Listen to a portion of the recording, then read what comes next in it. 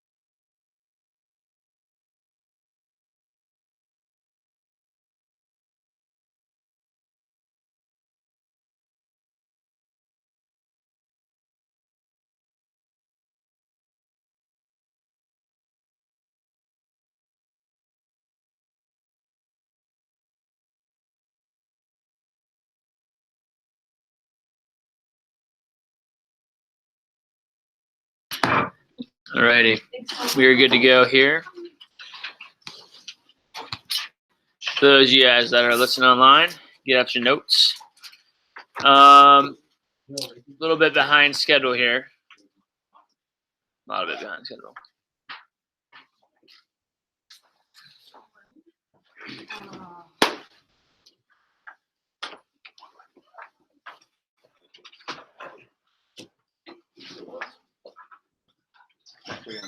Nice. Nice. Let's go. Starting. Not yet. Alrighty. Who else are we missing here? Scarlett. Yeah. All right. Use this time real quickly. I'll wait another minute or two for people to come back and get ready. Use this time to everyone flip through your blue books real quickly and make sure that, or number one, let's try to clean up off the tables if you have all the random papers still too. Put them back where it's supposed to go. Or get rid of them, or throw stuff in the trash. And flip through your blue books and make sure that they are right.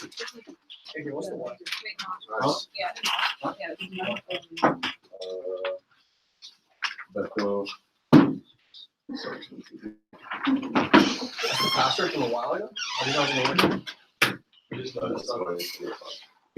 know. I really have no idea how to get Wi-Fi on. So. Yeah, I tried it out. Oh, are you talking about Michael? She doesn't have that. Can you give me the next one? Okay. Sorry, I'm super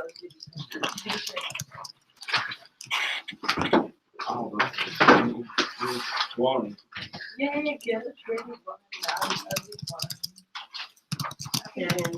Do we keep our blue books out? Yeah. Oh, sorry. What's the next one? You should ask her that. You didn't give us a break. You didn't have to. Yeah, you should have been there last summer. Alright, cool. Last summer. when- I don't have any AC tomorrow. You guys had one Yeah, somewhere. I I remember that. You actually think Or maybe sit there, sit in the back. I want to do that guy's. She's stuttering. I got off. I know she's like really jealous of you. Like, it's so perfect. She's like, Yeah, yeah. at the end it's like perfect. Oh, you guys want to see place today? All right. Everyone's blue books are right, and accurate, organized, ready to roll. Yes, for sure. Cool. All right. So we are going to officially kick things off. I want to number one, welcome you all to the Alliance 10K Alliance meeting for the SC2 push. Yeah, this is probably one of the most exciting meetings that I run, that we run. One of the most exciting events that we have. I literally, genuinely, I actually didn't sleep last night because I was like dreaming about Alliance. I can't even make this up. Okay, but that is how jacked up I am for this and for you all. So I wish I could be joking. I'll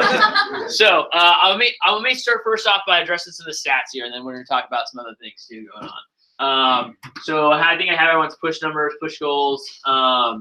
Let's see real quickly. Amy, we still gotta figure out your stuff. Julie, we still gotta figure out your stuff. Ruby, because I didn't put the number on. What was your number? It was 61 demos and 10K. Cool. Boom. And then Alex's, I have his demos somewhere, or I guess Erase's and Jonathan's demos. I put them up there. Anyways, I'll put them up there in a second. Cool. All right. Nice job to. I had 52 on Q. Cool. Nice job to. This is. I did put them there. Okay. Nice job to Scarlett. We're getting straight A's on her. Yeah. Let's give her a round of applause on that. Okay. I think that was the only person, by the way, outside of the assistant managers, that had them too. So here's the deal: if you have like a C in an area or below, you need to work on that. Like seriously. Something tells me too, for some of y'all, that AM's graded you like nicely. So if you have a C, I can't imagine what I would have given you. That's all I'll say there. With that said, I mean, some of y'all are good in certain areas. Here's the most important thing. What I'm glad about is that this is mostly all A's and B's. That's the most important thing. If y'all are really struggling with recommendations, you're gonna have a really, really tough push, because that is honestly what we need the most right now. And we're gonna talk about that a little more. For pages 8 and 9, you gotta get that down. You gotta have it down like the back of your hand. This one I know is newer for a lot of y'all. Okay, so I'm not really worried about the grades on that. But we just want to keep getting better at that. You want to get that thing down to where you have that whole entire thing memorized and internalized. So you go to every single presentation and you know exactly what you're saying each and every single time, like clockwork. Page 8 and 9, 16 though, those are foundations. We got to make sure that everyone, if you have a C on page 8 and 9, it's going to be pretty hard to be closing here. And you got to make sure that you're building that as a foundation too. Let me see anything else here. Nope, that's the only thoughts I have on the actual stats. So I want to kick things off, just an agenda for the rest of the day. First section, I'm going to go over the next few things. We're going to go over vision, some expectations that you can have, the calendar. We'll go over the SE2 contracts, okay? After that, we might run out of time now, but I was going to do an attack list brainstorm and an assignment for y'all so you can juice up those numbers before Sunday. 10:45 a.m. I have a guest speaker coming on to chime into our 10K Alliance. Ben Skemper, he's my personal coach. He, just so you all know, the record that we are trying to break this summer for the biggest sales week in company history, that was set 10 years ago in 2009. He is the one that did that record. And now is the CEO of Abundant. He's coming in to chime in with us. I think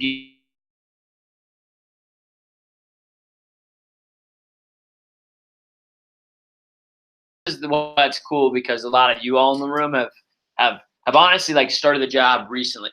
You know, like some of y'all have only been here like 2 or 3 weeks and you're hopping into like the 10K line.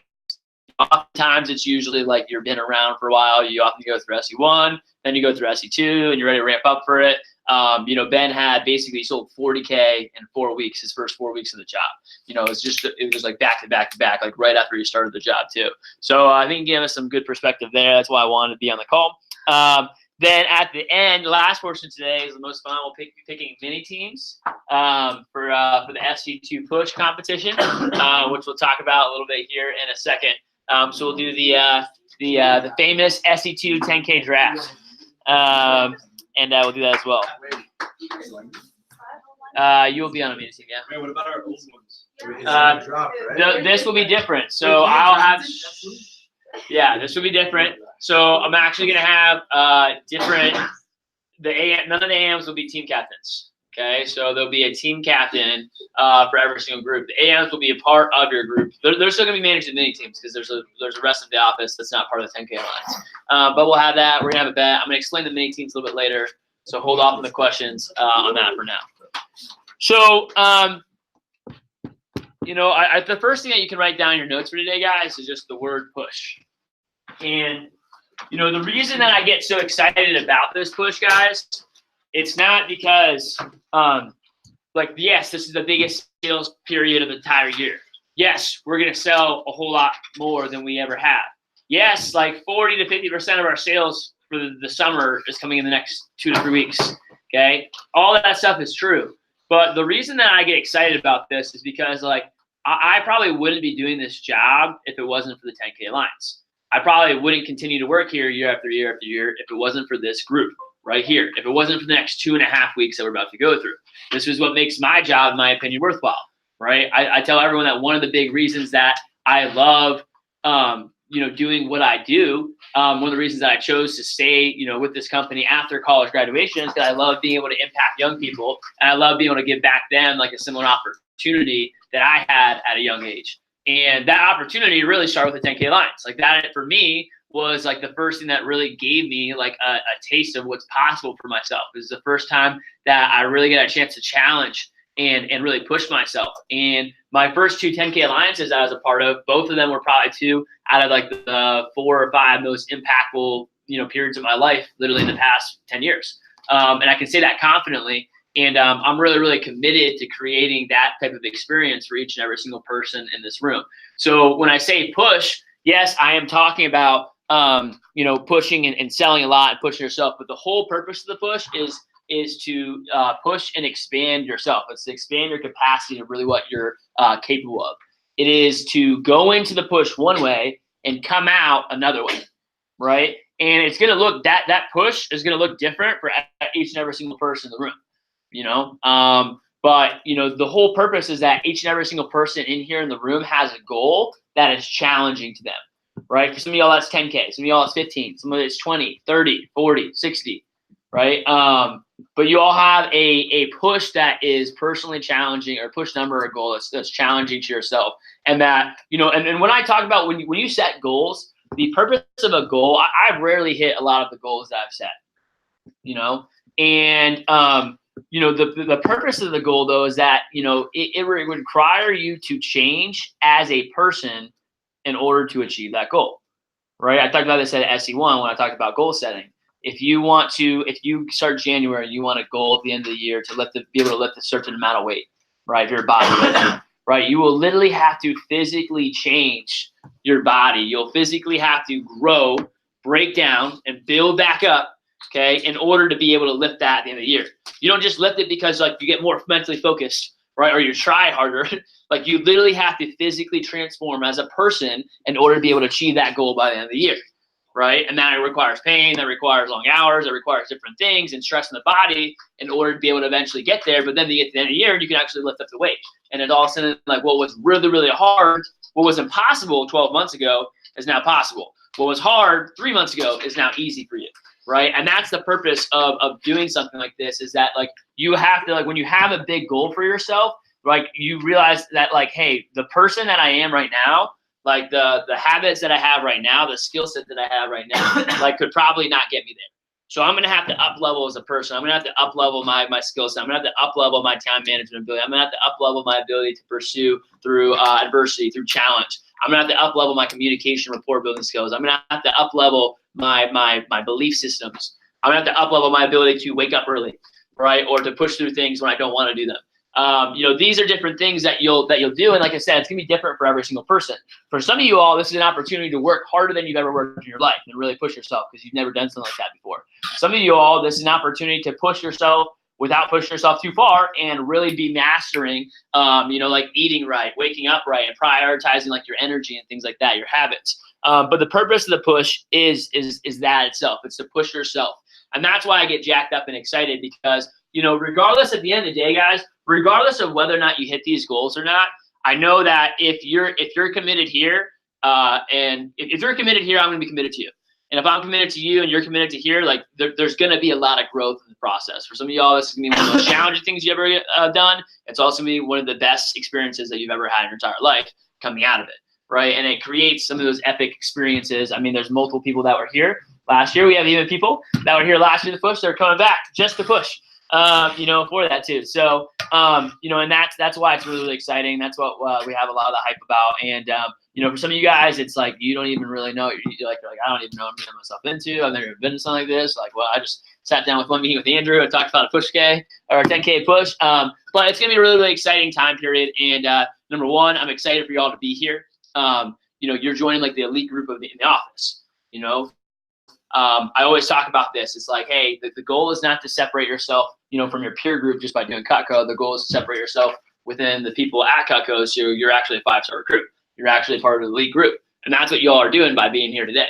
That's what y'all are doing by signing up for the 10K Alliance, is you're separating yourself from the people that are already motivated or hungry or driven.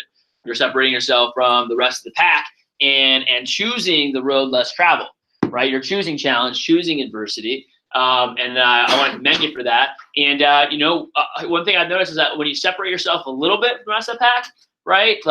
Over the course of a couple months, 6 months, a year, 2, 3, 4 years, that ends up becoming a really, really, really big separation, right? And if you can constantly just be separating yourself a little bit above the rest of the group, right? You're always just doing that a little bit more, right? And if you just find every new circle that you're in or every new group that you're a part of, you're separating yourself a little bit more. What you'll find is by the time that y'all graduate college, by the time that you're 5, 10 years down the road, the difference between you and the 99% is a lot bigger. There's a lot larger gap because you've chosen to separate yourself with all the little things, and that adds up to a big separation by the end. So, I think about why push, why motivate yourself, why choose challenge, and that's what we're going to talk about a little bit today as we go through some of this stuff. Really talking about like, hey, why is this push important to you? And for some of you guys, it's going to be different. But number one, I'm really, really excited for y'all to be here. I'm excited for you all to be able to trust me. I'm excited for me to be able to commit to you all. And for you all, just like I said, to get a really awesome, exciting experience where you're coming out of this push, regardless of whether or not you hit your goal or not, a transformed person. And you've grown and you've experienced things. And, you're going to take this experience over the next 2.5 weeks and be able to use that when you're running your own business one day, when you're a lawyer, when you're a doctor, right? When you're going into college, like you do stuff hard here. I mean, especially for some of y'all that haven't even been to college or been to school or going to like a new school in the fall, like it will be like a cakewalk, right? Things will be a lot easier. Things that will challenge most people will be a whole lot easier. And that's what expanding your capacity is all about, right? It's about expanding your capacity and what you're capable of, stretching the metaphorical bottle, if you will, right? You're stretching the container so that now you're able to hold and handle more. People always ask me when I was graduating, like, how did you, handle so much? And it was just it's little tiny, it's pushes like these. It's little opportunities to stretch that of what's really, really possible. It's to stretch your capacity that makes, handling the big things in the future possible too. So number one, that's why I'm excited. I want to give you all some vision for the team too. I write this down first thing in your notes. It's 450K. 450K. So our goal for the push is $450,000 in sales. Now, how do I put this? 450K is, I can't say this because I'm being recorded right now. I'm in Division I. Is really freaking hard. Okay, it's really, really hard. It's really, really tough. And I know that like doesn't mean a lot to a lot of y'all because you've never been. You don't even like. I could have said 100K. And you're like, all right, sounds good. That's hard. Or I could have said like $1 million in 2 weeks. It wouldn't make it. The number doesn't mean a lot to you guys. Let me just put it this way. Like let me give you guys an example. Like that 200K week is a part of that 450K goal. Last summer we were the only office in the country that had $100,000 sales week. 100K. Actually tab 99,600. We were one of the only offices in the whole country that did that. Okay, so that's already like wild. Like 100K week is already like wow to most people in the company. Okay, to like double that, it's like I mean I don't know, like the record for bodybuilding was like 500 pounds, right? And then you're like, all right, cool. Let me just double it. Let me do 1,000. Cool. Like it's not that simple. Okay. So I don't want you all to underestimate like really what it's going to take and what is going to be required in order to do that. And I hope you all realize too, like this is the 20% of the room that's going to do 80% of our results for the push. Okay. So what's 80% of a 200K? 160K. Look around the room. Okay, minus some people are not here right now. Some people are out of town and traveling. They're part of the 10K Alliance. Okay, and they're coming back into town here. And we'll probably add on a couple extra people before the push starts. But 160K from the people in the room. That means like look around. That means like you look around at this. Okay, this stuff looks like not even like this stuff is like, hey, top 20. And it just looks like this straight down the list from every single person that week. Like that's what's going to be required. That's what's going to have to happen for us to be able to elevate and do something. And it's going to be really damn special when we're able to accomplish something like that. And for me too, like this is just an opportunity. For those of you guys that weren't here, you haven't been here all summer. Like we've started off, our goal has been $1 million for the summer all summer long, right? And we started off the summer like not the best summer. In fact, the first half of our summer this year was the worst summer in Metro Miami history compared to every other summer that we've ever had, including when I ran a branch office down in Miami. Okay, so we did not kick things off the right way. And to go from, hey, let's have the first half of summer, the worst half of the summer in office history, to the second half of the summer is the most insane summer that the company has ever seen in its 70 years in business. Like, that's a story for people, guys. That's a big deal, right? People are going to be talking about this, what's about to go down in the Metro Miami office over the next 3 to 4 weeks for years and years and years to come. I think about the ripple effects that's going to have across the company. I think about the ripple effects that's going to have in our office, in our community, in Miami-Dade. Like I said, it's something that's never been done before. It's something that's going to be big. It's going to be special. And, we have the opportunity to do something really, really remarkable here. And it's going to happen all over the next couple of weeks. And realistically, it's going to be like this team is going to be the ones like leading the way and carving that and really like making that as a possibility. And so, that's what's jacking me up. That's what's getting me excited.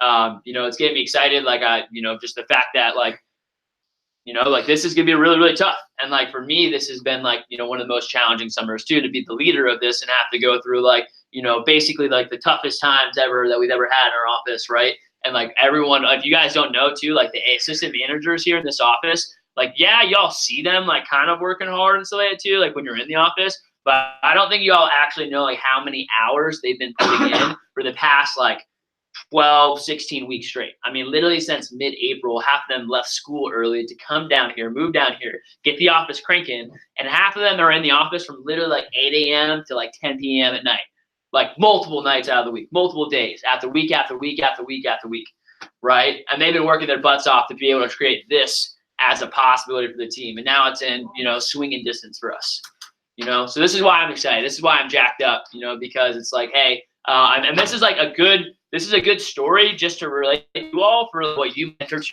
push, because it doesn't matter how you start, how you finish, right? It doesn't matter how you start, it's how you finish. And like one thing that's going to help us do this, and it's me and assistant manager, is having a belief that, hey, no matter what, anything is possible.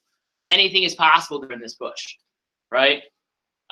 Anything is possible as we enter to this period, right? And we've had a belief that this whole entire summer, hey, we're stuck in, we're not even on the national reports, but anything is possible, guys. Let's go, right? Hey, we had another week after week after week of getting it handed to us. Hey, but anything is possible. Let's go, right? And now we're about to enter the push and literally wipe the company clean with the results that we're about to have, right? Anything is possible. And so I challenge you to remember that as you enter your push. If your first 2 weeks don't go how you want them, okay? Because by the way, chances are, as much as I would like it to, as much as it'd be awesome if like, hey, this week every single person in here is having like a 5, 8, 10K plus week. That's not going to happen. There's going to be some people that are the back of the caboose. Some people that are going to struggle a little bit. And if you guys got a chance, if you had listened to T-Max's call, if you were on there on Saturday, right? If you haven't, you need to go back and listen to that. He talked about that, and I'm sure Ben Skemper will be able to talk about that too. But I have multiple examples of people that have started off really, really weak and poor, but they've had that belief, that mindset. T-Max said it literally. What did he say? I'm 100% committed to my goal, no matter what, until the very end. There is no other option.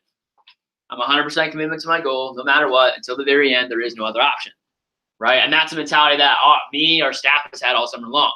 So as you go and enter into the push, realize that, like, yes, we want to plan and prepare to go into this push swinging hard. Going into this push, we're first day of the push, dropping 1K order, 2K order, 3K order, 5K order, right? And you just dropped like 5 or 6 grand the first day. That's going to happen for a lot of you guys in the room. Some of y'all, that's not going to happen. Some of y'all, you're going to get handed to you the first day, the second day, the third day, the fourth day, and the fifth day, right? But being able to say, hey, like, no matter what, I'm 100% committed to my goal. No matter what, until the very end, there is no other option, right? Because when you do that, things align at the end, right? Magic always happens too, but it comes first from a place of commitment. The magic never happens to the person that wavers in commitment halfway through and they decide to give up at the last second. So we'll start off with that. And I have a couple more thoughts as we enter here and we talk about some expectations, stuff like that. I guess number one, before I keep talking, I'll open it up. Any, I don't know, questions? Comments, feedback. Anyone? Yeah, Ruby. I'm excited. Cool. I can tell. I'm excited too. Anyone else excited? Cool. Awesome. And that's what I want you guys to remember, guys. I mean, if that's anything, I almost want that to be the theme of our push. That anything is what? Awesome. Anything is possible. You ever seen that video of the what's the basketball player? Yeah, he's like, anything is possible. You ever seen that? No. All right. Well, I'm gonna play that video here in a second now, so you guys can see it too. All right. Let's talk about the nitty gritty. Okay, I want to give you guys some expectations here. You know, and I know everyone, you know, it's easy to see all that, all the beauty and all the glory, right? But like, we got to talk about what's the work, what's going to create this, what's going to create that magic, right? And you know, I want to give you all some expectations. I'm going to walk you all through the push calendar. We're going to walk through the SC2 push contracts, and then we'll kind of dive in right before we start the call here. But you know, we'll start off with why, and I like to kick things off by really painting the vision for y'all, and you know, what's going to be possible for you during the push. And I might even, you know, actually, as I pull up my notes here, let's go through this. I'm first going to go through the push calendar, and then we'll talk about, you know, a couple other things. So everyone, go ahead and number one, pull out your push calendars here. Okay, I'm going to give you all a couple of thoughts and notes as we go through this.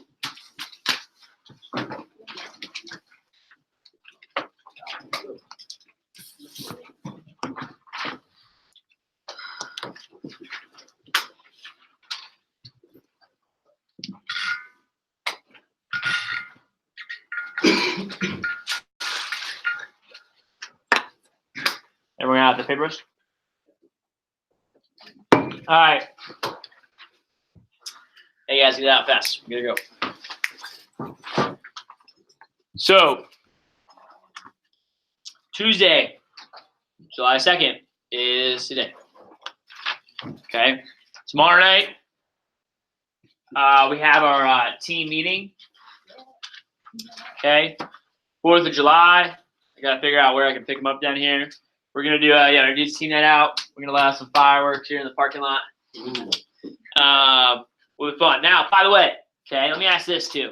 And I know, well, here, so for Wednesday, July 3rd, I typically like to do an alliance team night out. Okay, based on 4th of July, the way things went, I didn't really even plan one on the schedule this time. Okay, I was thinking about maybe doing one like tonight, or the other date would possibly be like Friday night. In my opinion, though, just a lot between the Friday phone jam, Saturday phone jam, Friday night just gets kind of like clustered here. We could also do it. We could also just, if everyone wanted to commit, we could have a real fun team night out tomorrow on Wednesday. We could also do that. Any immediate thoughts on what y'all would prefer here? Someone prefer like tonight or Friday, or if like everyone can also just make it a point to like go to team night out tomorrow night. So the office team night out is on Thursday? No, office team night out's on Wednesday. Okay. Wednesday, we have a team night out as an office, but I mean, it doesn't. All I really want is a team night out with this squad. Some other people tag along, whatever. But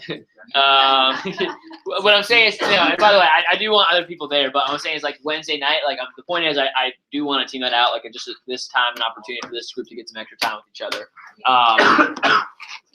I'll revisit that. We'll come back to that in a second. Okay. All right. Look at your calendars. Follow with me. Take some notes as we go through this, okay? Thursday is July 4th, okay? You know, based on the way the schedule is this summer, July 4th, I think for a lot of people, is going to be a make or break for your push, okay? The reason that I say that is because, you know, usually in the past, July 4th has been on like last summer, it was on the Monday or the Tuesday beforehand. So you had July 4th. You also had then you'd have Wednesday, Thursday, Friday to build up some momentum. Friday, Saturday to phone jam and go into push. This year you have Thursday is July 4th. You know, so if you don't do anything then you go to Friday, Saturday phone jam. You're basically going to the push with zero momentum, which by the way is the worst thing that you can possibly do. I'll let you all know a trend, right? I've actually gone back and done the math, right? Like the people that had like 2K weeks going into the push. Most of those people are the ones that actually end up hitting their goals to the push, like did 15, 20K plus for the push, 10K at least minimum, right? The people that didn't sell anything the week before or sold less than $1,000, most of them did not hit their goals for the push, Okay, because they try to produce 15K out of thin air with zero momentum. Okay, it usually just doesn't happen. So keep in mind for this week for sales, you got tonight, any demos that you have lined up after today, which should be a big day, but at this point you have what you have. You can hang out afterwards, book up some more if you need to. But Wednesday morning before the team meeting, okay, 4th of July, which by the way, 4th of July was the biggest sales day in my entire career, my first summer on the job. It's not like Mother's Day and Father's Day where it's just like super, super family time and everyone wants to just like hang out and not be with anyone else. I mean, it's just like people are in good moods, people are partying, people are having fun. No one has work. Everyone's free. And like 90% of the population does nothing for 4th of July until like 4 p.m., 5 p.m. on 4th of July. Right? Some people go out on the boat today. Some people go down the Keys. Some people do like some other stuff. That's like 10% of people. Most people literally have zero anything going on outside of like they go to the store and do a couple things to like prepare for what they do for like at 5 or 6 p.m. that night. Okay. So getting 4 in the 4th, you can get like 9, 11, 1, 3 o'clock, right? You're done by 4 or 5 o'clock and you've already, sold 3 to 4 grand, right? You make grand on the day. That's what I would challenge you. If you're making 30%, can you make a grand on the day on 4th of July? Can you sell $3,333, right? Or just at least have a grand day. By the way, if you didn't know, the contests that the company's doing are stupid too. You sell we're giving away 3 flat screen TVs, a Yeti Tundra, and 2 AirPods. You sell $1,000, okay? You get an entry into that raffle. If you sell $1,000 on 4th of July, actually from the 2nd to the 5th, you sell $1,000 starting today up until the 5th, you win a 7-inch Santoku. Only $1,000, automatic, no raffle. You sell $2,000, you win the hunting knife. If you sell $3,000, you win both. Okay, Faith, you had a question? Yeah. Wait, so if you sell $1,000, you win all 3 flat screen TVs? No. Yep. If you sell every $1,000 you sell is an extra entry into that raffle. Okay. But if I win the raffle, do I get all 3 of them? No, I think they're gonna give away. I think they're giving away like 8 different prizes, Oh. and each, So we're not gonna give 3 TVs to one person. Probably give 3 separate people TVs. Okay. But it'd be nice to have 3 TVs in the same room. Okay.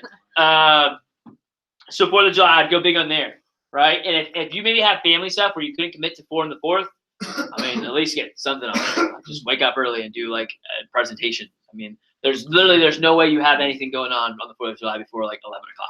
Like even if you're partying all day, like you probably ain't doing anything before 11. So all right, Friday, Saturday. So if you're having a 20K push, okay, 20K pushers is I'm gonna go through this faster. 20K pushers is a Friday phone jam, 6 to 9 p.m. Make sure you start that. You have a goal of 20K or above. Okay. You have a 15K goal or above. Okay. There's a Saturday morning phone jam, 9 to 12 p.m. on the 6th. Make sure you star that. Okay. For you all, if you're a 20K pusher, the goal is to go into Sunday, the all-day phone jam, with a minimum of 10 appointments already booked up for the week. You guys got that? If you're a 20K pusher, the goal is to go into that Sunday on the 7th with at least 10 appointments booked up before you come in on Sunday. If you're a 15K pusher, 5 to 10 appointments booked up before you come in on that Sunday. And I mean, if you're not, I mean, you could come in that Sunday. But even if I was just a 10K pusher, I would still want 5 demos coming into the Sunday. And then the goal is that everyone books a minimum of 10 to 15 appointments on Sunday while you're here at the office. Okay, so everyone's going into the push with 15 to 20 appointments booked up. Okay, that will be the hardest phone jam that you pretty much ever have while you're here. There's going to be another one the next week. The third one's not usually as crazy because there's only a couple of days left. But those 2 phone jams you'll make more calls in those phone jams than you've ever made at any points in a down. Those are the ways that's how it really kick off. But when you do it, by the way, it really sets up your entire push. I mean, I remember Amy last year. She had a $40,000 push, by the way. She went in, had like 7 or 8 demos for Monday, 7 or 8 demos for Tuesday, okay, like 5 demos for Wednesday, and another 7 or 8 for Thursday. Going into the push. Okay, literally a whole schedule. In fact, it was like she didn't even know when she was like what she was supposed to do because like every slot she possibly had to breathe was already filled up. Okay, but that's what you want to do. Set yourself up. Okay. Let's see here. All right, the push starts on the 8th. Like I said, I would try to kick off the push the right way. Kick things off with a strong performance there. Tuesdays is a blitz day, grand day. You will always want to have a grand day on Tuesdays for sure. Okay, grand day is Tuesdays and Saturdays. This one you want that to be your standard here. Okay, you want to line up 5+ points on those days. Let me keep going here. All day phone gym the 14th. We leave on the 25th. Okay, so on the 25th you'll really only be able to get you'll be able to do a 10 a.m., a 12, a 2. And maybe at 4 o'clock, okay, depending on when the bus leaves. We'll meet at the office and we'll ride up to Atlanta. We'll do like an overnight charter bus and then ride up there and then get there in Atlanta. And that's SC2s on the 26th and 27th. We'll ride out. Let me see what else I got here too. Mondays and Fridays, okay. The first appointment you can book up is 10:30. I want to make sure everyone knows that in their notes because I know someone here is going to try to leave early on a Monday and Friday and tell me you booked up a 10 a.m. demo. I'm going to tell you, no, you can't leave and you're going to need to cancel that demo. It's going to suck. Okay? So 10:30 is the earliest demo, Mondays and Fridays, because we have the conference calls with the division that day. Okay? You don't want to be leaving early from those divisional conference calls. Jeff's on them. Not a good look. Okay? Every other day, 10 a.m. is the first appointment.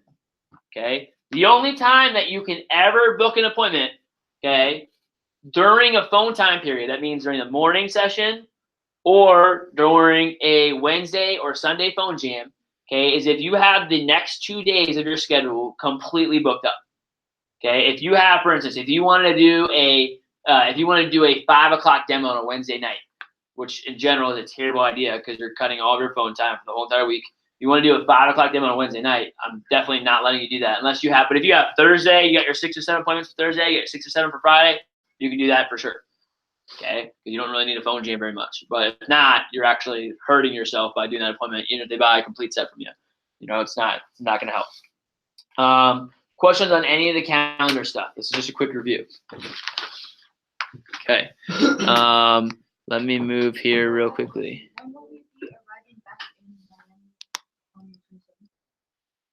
We will ride back.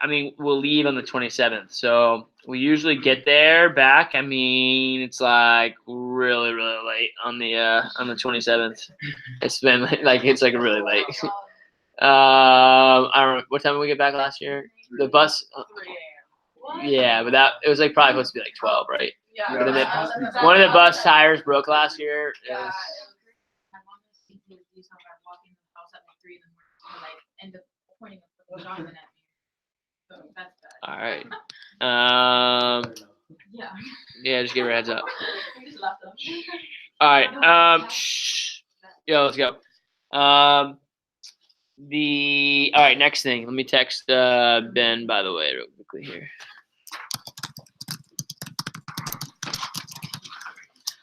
All right. Any questions on the calendar stuff? Let me continue on here and go through some last few expectations. Okay. Here's other expectations on the calendar as I'm going to walk you all through this. I need everyone to take notes on this stuff, by the way, so it doesn't come up during the push. Number 1. Okay, there's not a single person in this room that your goal should be less than 4 for a day. Now, if we have individual agreements, and then here's what I tell you. Okay, everything I'm about to tell you, these are the expectations for the push, right? Today's the day that I said, hey, by the way, if you need to review the calendar with me, okay, or if there's any specific dates, if you have something going on with family and we got to adjust to it, no big deal. We'll put that into the schedule, and I'll know that, hey, that's something we agreed to. We're not pushing to that time. No sweat. Okay, so if you need to follow up, I'll give you guys to the end of the day today. If you need to have any more further conversations to talk about that too. Outside of that, I'm going to give you what the expectations are here. If you got something personal one-on-one, you're worried about one situation, that's fine. But let me give you in general what the expectations are for everyone on the push. Number 1 is that, there's some people, your demo number, daily demo number is 6 a day. Okay, but at bare minimum, everyone should be booking up 4 a day. Okay, 4 a day is the minimum, but you should be doing more. By the way, most of y'all's numbers, some of y'all are less than 4. A lot of you are 4 a day, completed, which means you really need to be booking up how many a day? 6. Yeah, 5 or 6 if you get multiple appointments. Okay, but if you want to get 4 complete a day, or if your number's a 3.7, right? You got to be booking up 5 appointments on the days that you can. You can't really book up 5 on Wednesdays, but On the days where you have opportunity, you gotta be looking at 5, assuming like one of those is probably gonna cancel on you, right? Plan for the cancellations, plan for people to reschedule, plan for no-shows.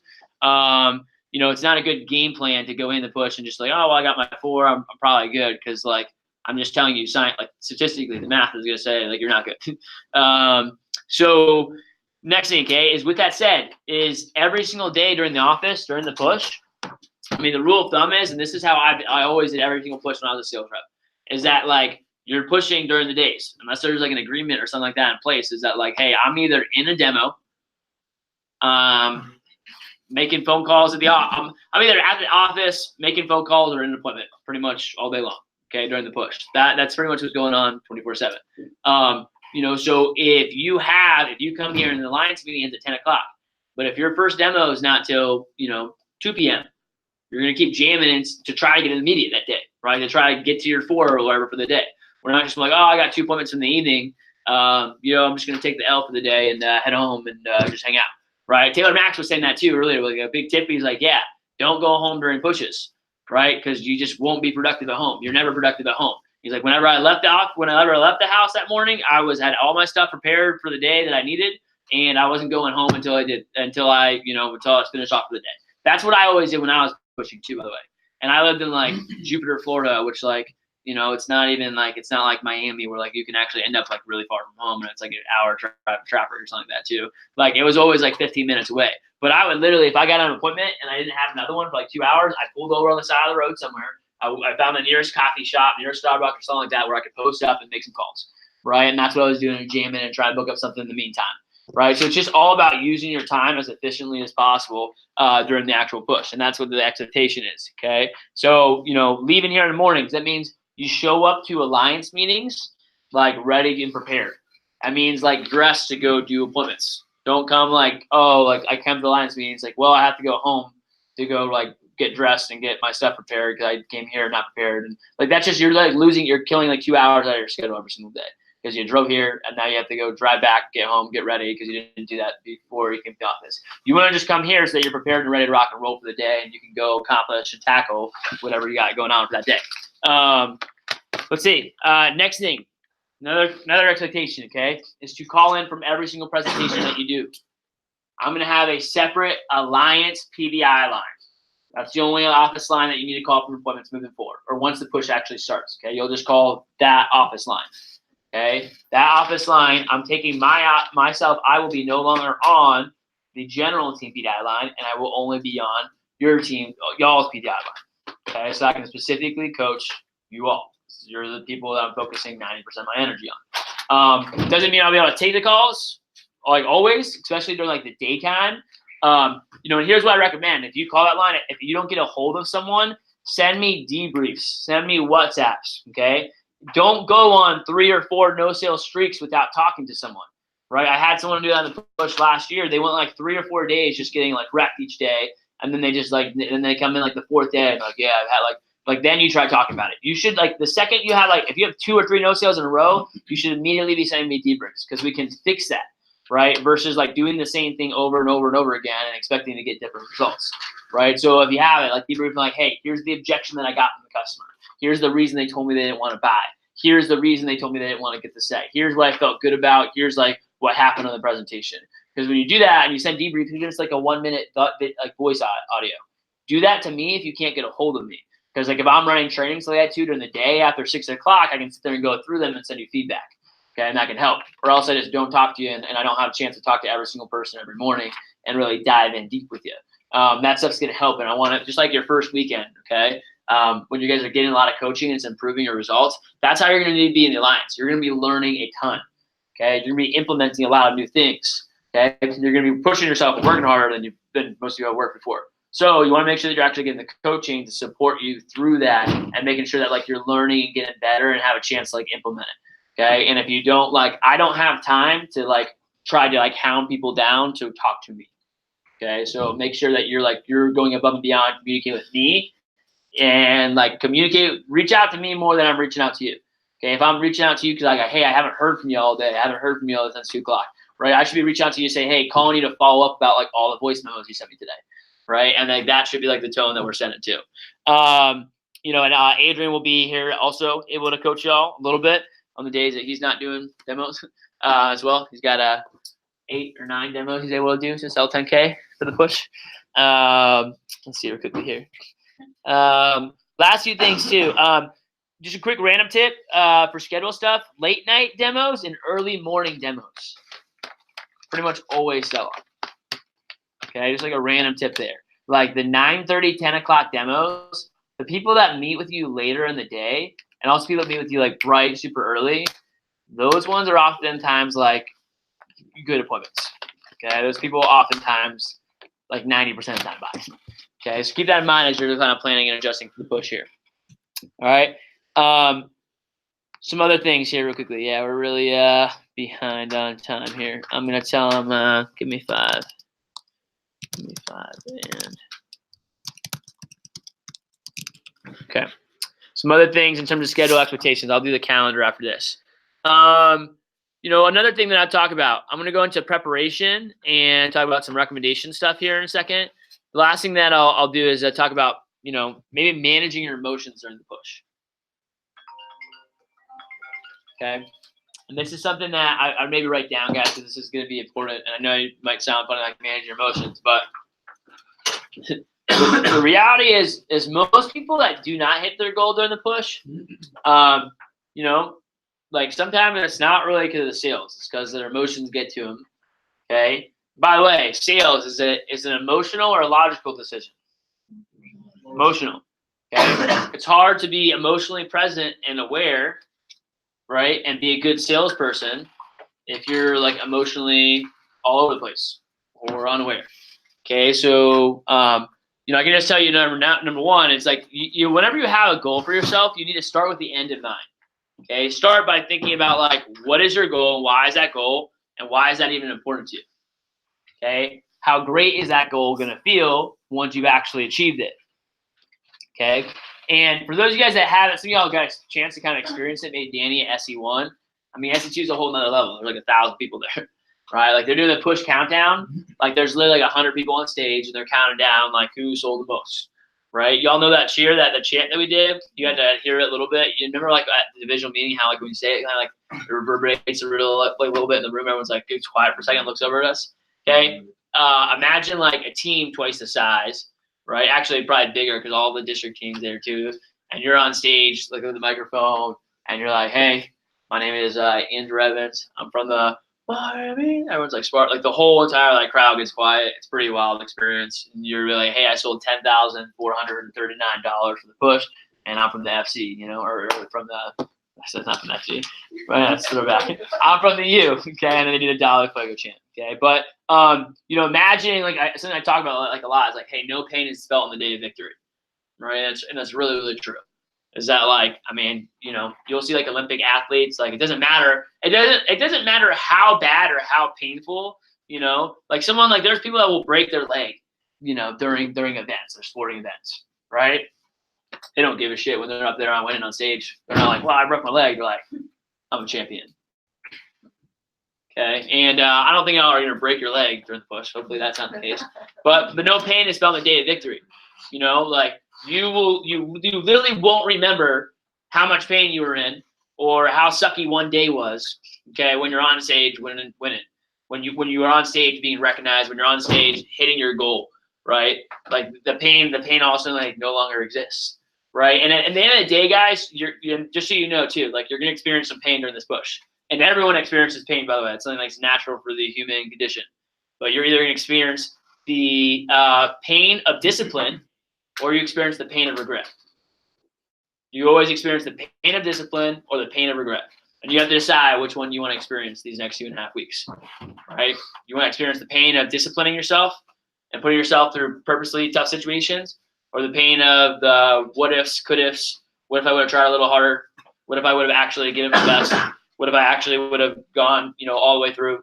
What if I actually would have like not gone home during that time period and just like, I don't know, went home and did whatever, right?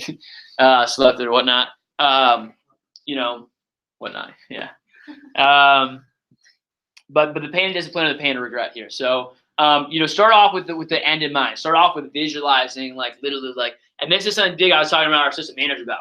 Like 450K, I was like, y'all need to visualize that. Okay, everything in life happens twice. You can't experience something until you've like seen or imagined it first. Literally everything that you see starts with a thought. Like even the chair that you're sitting in it was the only reason that you're sitting in that chair is because it was first conceived in someone's mind. Like someone literally thought about the design of the chair before it could ever actually be physically built. Everything starts in your mind. Everything that you see literally physically always starts in the brain. Okay, so like Grammy Award winners, Olympic athletes, like all of them have talked about how like when they are winning, when they are receiving, like they have imagined, they know down to the outfit that they are wearing, right? Like they have seen it before over and over time again before they've actually ended up experiencing it. Okay, so having an end in mind. Okay, I would also have maybe I'd have some sort of financial reward. Okay, you're gonna be making a lot of money during this time period. Have something that's just like you're gonna buy for yourself or treat yourself to or do something after the push. Only if you hit your goal. Okay, not like if you made it halfway, right? Only if you hit your goal, you'll treat yourself to something like that. Nothing crazy. Don't say like, hey, if you're making about like $2,000, $3,000, $4,000 on this push, don't go drop like $3,000 or something. Right? Like make a smart purchase or decision that you want to enjoy. Okay. And I would reward yourself for it. But have something that you're excited about that like, but you're only gonna get it for yourself if you actually hit your goal. Okay. The last few things I'll say before we hop on this call here with Ben is that, I'm going to be a tough coach for all of y'all. Okay. And I'm just letting y'all know, like, I'm going to do a good job at my job. Okay. Like, it's like, if, the analogy I gave a lot of you guys is like a personal trainer. You know what I mean? There's different types of personal trainers out there. Some personal trainers that you can pay for. There's some personal trainers that you can pay for, right? And they'll just like, if you tell them like, hey, I'm tired halfway through the workout, they already got your money. They're cool. They're like, all right, whatever, like let's go ahead and finish up, right? Oh, no, you can keep going and do it. They're not good personal trainers, okay? Like I think about people like Tim Grover, right? Attack Athletics, LeBron James, personal trainer, Michael Jordan's personal trainer. That guy's an animal, right? We'll talk about that a little bit as we go through the push. But like someone like that, it's like it doesn't matter like how you're feeling in the current moment, right? It's like, hey, if this is what you want. Y'all are telling me y'all want this. I'm gonna make sure that like no one can. I'm gonna make sure by the end of push, like you can't say like, well, I could have coached you better, right? Or I didn't hold you accountable, or I didn't tell you what you needed to do, or I didn't show you the ropes, or I wasn't there for you when you needed it, right? But I'm also gonna be like tough on y'all. That means like if you're halfway through, like I'm gonna be pretty straight with this group. I'm gonna be front. I'm gonna be forward. I'm gonna be blunt. I'm gonna call the shots like I see them. Right, I will call you out on your bullshit if you try to bullshit me, right? And I'm gonna be straightforward with this group because I actually care about you guys, and I want to make sure that you are experiencing growth. I want to make sure that you're experiencing results. I want to make sure that you're able to hit your goal, right? And so if that's what you want, I'm gonna make sure that I'm coaching you all on like the right path and actually be able to do that. Versus, kind of sort of saying what's on my mind and sort of like telling you what I do, what I know to be true, and then like you get at the end and just not really being able to experiencing it and me knowing there's something left on the table for you here. But I want you guys to know that I'm gonna be tough on you too. And if you don't want me to be tough on you, like let me know ahead of time and I won't be. And we can find a different way for you to participate, in the alliance, something like that too, which is totally fine. But if you want to be part of the alliance, I'm gonna be tough on you here. Last few things in this, okay, before we hop on this call. Be on time at morning meetings. Probably the first day of the push. I'll go over some keys and skill sets to waking up early. And being energized, but be on time to meetings. 7:30. I'm going to talk about the point system here in a second. Okay, but 7:30, like y'all, I'm not just saying like a lot of y'all were late today. 7:30, there will be a clock on the board. Okay, literally that it goes 7:30 and 0.01, and you are in this, like have walked through the threshold of this door right here, you are late. Okay, so with the point system, you'll lose points for a team, right? And if you're over, I think it's 15 minutes late. That's what we did. So if you're over 15 minutes late, you're getting. I'm going to buy breakfast for everyone on Monday. I'll buy it for everyone on Tuesday, Wednesday, Thursday, Friday. Keep buying it every single morning until someone's late. That person, whoever's late, okay, is going to be getting breakfast for everyone next day. Okay. If by the way, too, tell everyone thinks. Occasionally I have someone that's like, well, I can't afford breakfast, Andrew. Two things. Number one, you should be pushing and you're selling more, so you can afford breakfast. Number 2 is like if you can't afford breakfast, then you also can't afford to be late. So be on time. That's all I'll say. That's where I started there. Okay, so be on time with that. You know, by the way, I know emergencies happen. I know traffic happens. I know we live in Miami. Okay, but plan for that stuff, right? And by the way, this is like insane for some of y'all to be up at 7:30.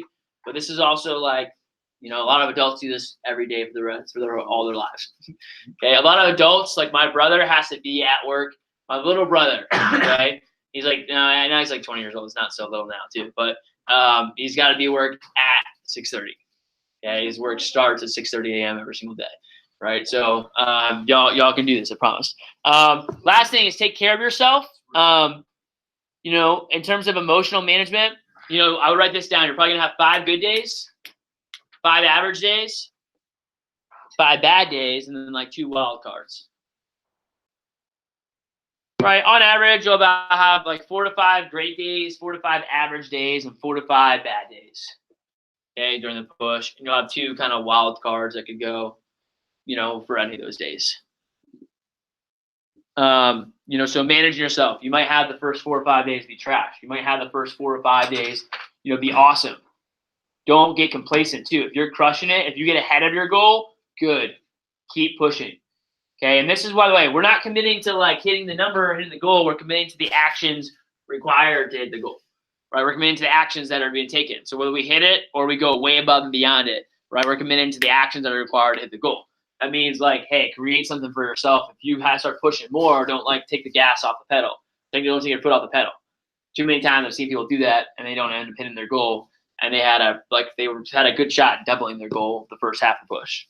Okay, there will be a little bit of emotional roller coaster time. So make sure that you are, again, taking care of yourself. Eat healthy, right? Like bring like healthy snacks and stuff like that too. Don't be buying like McDonald's and junk food and stuff like that too. That's going to sabotage your energy during the push. You know, if someone no-shows you, okay, cool. But I'm gonna run and grab some water. Yeah, someone no-shows you, make that time productive. Okay, someone doesn't show up, MMC, DMD. Right? Go do the neighbor approach. Knock on the neighbor's door. Jeff talked about that. Like, hey, you know, I don't know. I was here to see so-and-so to do a quick scholarship appointment with them, but they're not here. Do you know where they want? Oh, okay, too. Do you like, I mean, are you any chance by available so I can get credit for my appointment? Cool. Go in there and do that. Right? I've had multiple people do that, and I've had like sold signatures and complete sets, you know, from that way too, if you have a no-show. But using time to be productive. Can you partner up with someone on the push? Can you find like an accountability partner? Okay. You know, this will be the hardest thing that you guys have ever done, but also the most rewarding thing at the same time. I'm going to do this. I'm going to transition us, hop on this call with Ben, and then we'll finish off. Bless you. We'll finish off with our last section here for the day and do our last minute planning, and then talk about our teams. I still got a few more thoughts for y'all, get y'all ready to rock and roll. But I'm going to go ahead and bring up Ben. So give me 1 second to join the meeting here. Some of y'all got a chance to meet with him when he stopped by training. It's like the first time he was ever in Miami.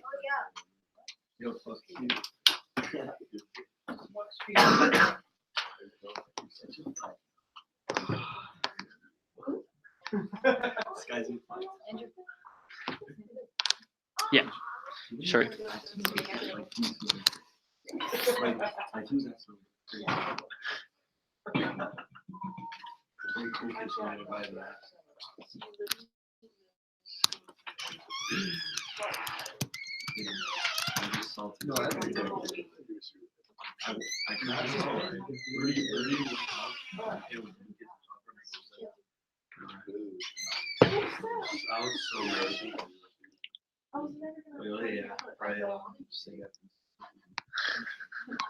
I'm sorry.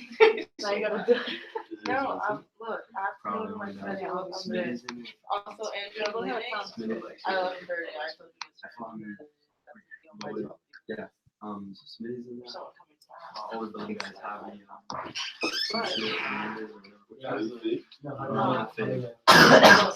He's in like TV or something. All right, everyone, come on back. We're going to get started. Ben's hopping on. I'm going to give a few more thoughts here as we're finished off, by the way.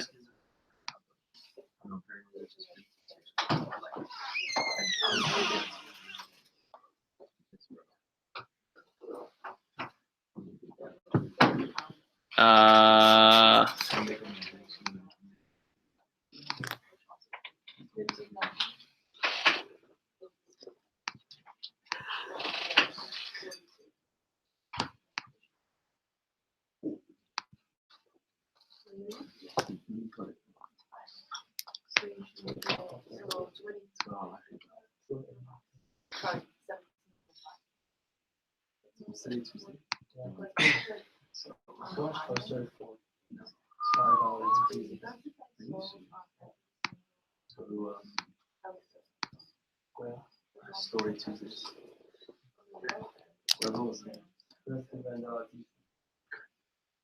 Tuesdays, kids. I have a teammate tonight as well.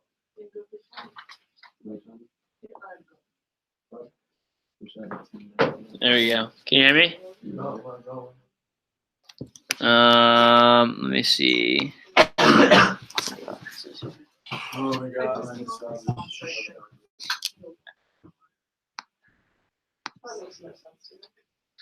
All right, 1 second here.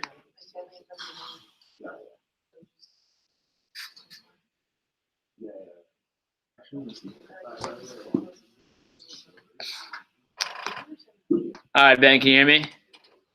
I can hear you. Perfect. I'm gonna put you on our screen here. Nice. Cool. So we are here right now with our 10K Alliance squad here, and I'll give you an intro here. And I don't know. Do you want to see them? Do you want to see me for this? I want to see them. Okay. Cool. So I'll put it maybe like right up here or something like that, so I can see it. That would actually be visual here. So I kind of already gave you an intro before you came on here, but everyone, again, this is Ben Skimper. You know, for those of you guys that do not know, he is the CEO of Abundant. So he right now. Give me 1 second.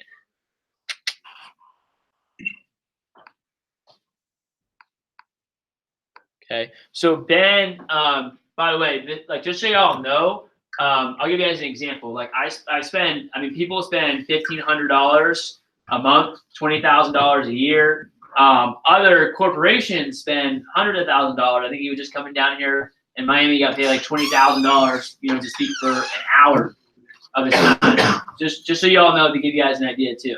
So he's doing this as a favor to you all, to us, to our team too. And he coaches CEOs, top performing salespeople, entrepreneurs, and people from all different types of industries on how to achieve peak performance, to increase their results, increase and find fulfillment in what they're doing. And he's a personal friend of mine. He also personally coaches me. You know, also is a Cutco alumni. So he used to work at Cutco. He was a killer as a sales rep. He was a killer as a manager, and actually, like I mentioned earlier before, too, the record that we are trying to break this summer is set by Ben Skimper when in Chicago too. So they hold for both weeks. Okay, that of these 2 weeks, right? They hold the biggest in new business and total business, the biggest sales week in company history. You know, so I think whether it's inside or outside of Cutco, this is definitely something that you guys want to learn from. I take a lot of notes on what he's going to be talking about today. And without further ado, give you all Ben Skimford here. So I'll turn and adjust the camera so they all can see here. All right. Hey, and if I can't see your face, or if you can't see like me on the computer, you could just like move your chair so that I can see all of you. It'll just be a little bit easier. For those of you on this side of the room, I can't see you all. So yeah, maybe just like roll your chair back so that I can, it's just easier to engage with you if I can make sure to see all your faces. Perfect. All right, there we go. If you can't see the computer, then I can't see you. But let's go ahead and get started. It's good to be here with you all. It's 11 a.m. for you guys, 8 a.m. for me out here. By the way, I was just thinking about this before I got started. Do I kind of look like Andrew Evans' older brother? Yeah, it's like, this is what Andrew's going to look like in 12 years. I'm 30. So, oh wait, no. Andrew's not 18. What am I talking about? 8 years, 7 years, 6 years. How old are you, Andrew? 23. 23, 7 years. That's what Andrew's gonna look like in 7 years. Don't worry. But the number 12 was coming up for me, back to 18, because I remember my first SC2 push, and you guys are about to enter SC2, is that right? You haven't started yet? Yeah, it starts about a week from today, next Monday. Okay. Pushes. Awesome. Yeah. Great. Well, you guys are in the right place because you're already preparing, and the push really starts now for you guys. It's and Andrew, by the way, you might want to record this. Yeah, I'm not doing that. I should do that. Cool. There we go. It's recording. So, you guys are a week out, but like the push really starts right now. And what's interesting in thinking about my story, which I'll actually share in a minute here, is that when I started selling Cutco, I started 3 days ago, right? So my first day selling Cutco was the Saturday before 4th of July. So I started kind of late in the summer. And really all that I knew when it came to my first year selling Cutco was my fast start, which then ended with the beginning of SC2. And then I had 1 more week to sell before I went back to school. So, I sold in 4 weeks, and I'll tell you a little bit about that in a minute. But there's one thing that I want to say before I kind of dive in, which is just to help you understand what a push is about more than anything else. And I love pushes. They really changed my life. Like selling Cutco changed my life. But more than anything else within the world of Cutco, pushes are what changed my life. And the reason pushes changed my life is because pushes is where I learned what I was capable of. And they were my first push. I just remember it was the first thing in my life that I ever gave my all to something. It was the first time in my life that I was fully committed. Cutting out all distractions, being completely focused, and working towards one goal, one outcome, which is to see what my potential was. What was I capable of? And I learned so much about myself in that first push, and then in the pushes afterwards, in continually stretching my capacity. And who I am today is, and who I am today might be influenced by pushes specifically more than any one experience in my entire life. And they really taught me a lot about there being just so much more possible than I had thought and that I had known from anything that my parents had told me, anything that my friends had told me, anything that school had told me, anything that media had told me, anything that anyone around me told me was possible. All of that was really shattered during the push because it was the first time in my life where I told myself what was possible and really explored what was possible.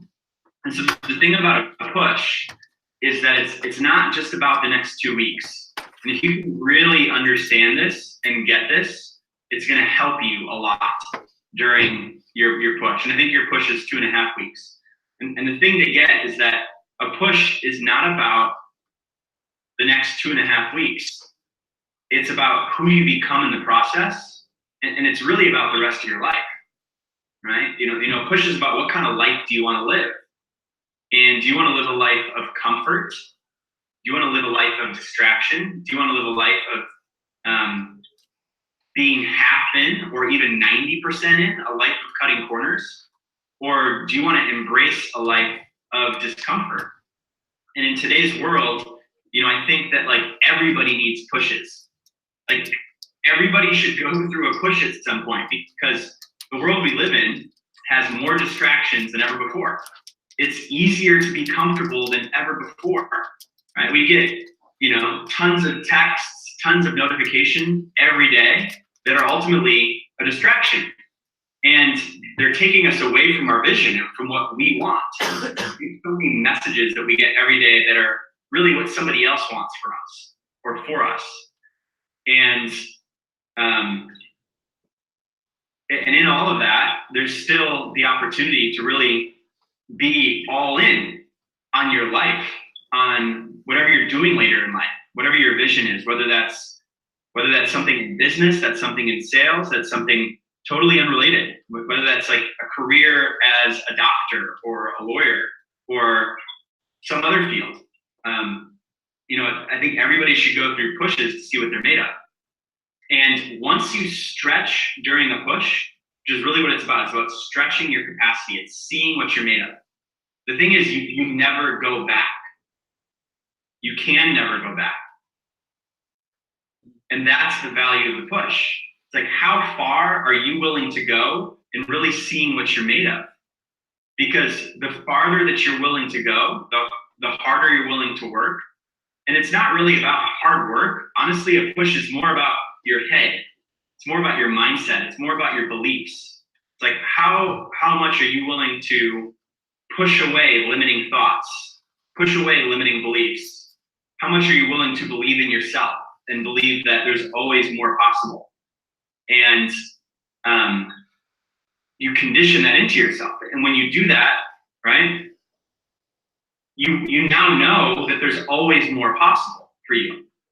And so, there may be a time in your life where you go back and you don't work as hard, or you don't push yourself as hard, but that capacity never leaves you. And that's the value of a push.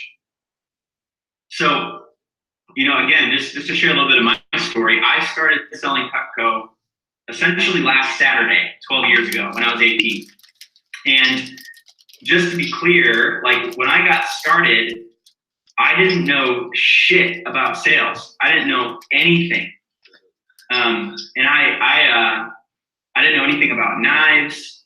I had never done anything like this before, right? I had never been this was really my first real job, let alone my first real sales job. And so, I wasn't starting the push or my career with Cutco with like some special experience or some advantage that like set me up for success. But what I did have was a lot of purpose. I had a lot of reasons why I wanted to sell and I wanted to work hard. I went to a school that was $60,000 a year, and my family couldn't afford that. I couldn't afford that. And when I kind of got this job, I realized, like, shit, I got a lot of money to make. I want to pay for my school. And I also, like, when I first started selling, I realized that this was more than a job, right? There was so much more that was valuable to me than the money. And the money's great. Like, you can make more money here than you can with any other job as a college student. There was an opportunity for me to grow and to learn skill sets that were valuable, right? And that's not the way other jobs really are at your age. They're just kind of transactions. You trade your time for money, but you don't really grow or become anybody through them. And, beyond even the skills, I realized that, there was a culture to Cutco that was an opportunity for me to become someone different, right? It's like, if I went all in, there was like someone I was going to grow into that was different than what school or any other job or my friends could help me grow into. And so that's just to say that I said, you know what, like, essentially, F it, I'm going to go all in. And so in my fast start, I did 12,500 and had a good 10 days. And I remember being at the end of those first 10 days, and my manager started to talk to me about this SC2 push and talk to me about pushing myself and seeing what I was capable of. And there was a part of me that was kind of pissed off. I was like, what are you talking about? I just pushed myself for my fast start. I just sold to everybody I knew. Like, I don't know that I can even sell any more Cutco at this point, right? Like, I've already gone through my good leads. Like, what the hell do you expect from me? You want me to push myself now? I thought I just did that. I thought that's what my fast start was. But I started to really get into the mindset and see that, it wasn't about my resources or how many leads I had. It was about really committing myself fully and seeing what was possible. And you know, it turns out there was a lot more opportunity for me than I thought. And I remember my first week, I essentially committed fully to what my manager shared with me, and I really committed to the idea of challenging myself.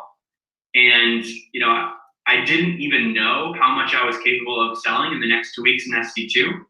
I had a goal, but I didn't know how realistic it was. And my goal was, hey, you know what? I'm going to sell 10 grand for SC2. Like, I'll do what I did in my fast start in the next 2 weeks because I don't have as many leads, and I think it's going to be harder.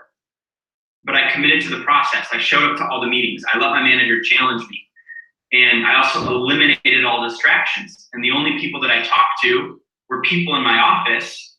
The only people I talked to was the 10K Alliance, the other people who were committed at the same level that I was. And in my first week, I really surprised myself, and I sold 12 grand.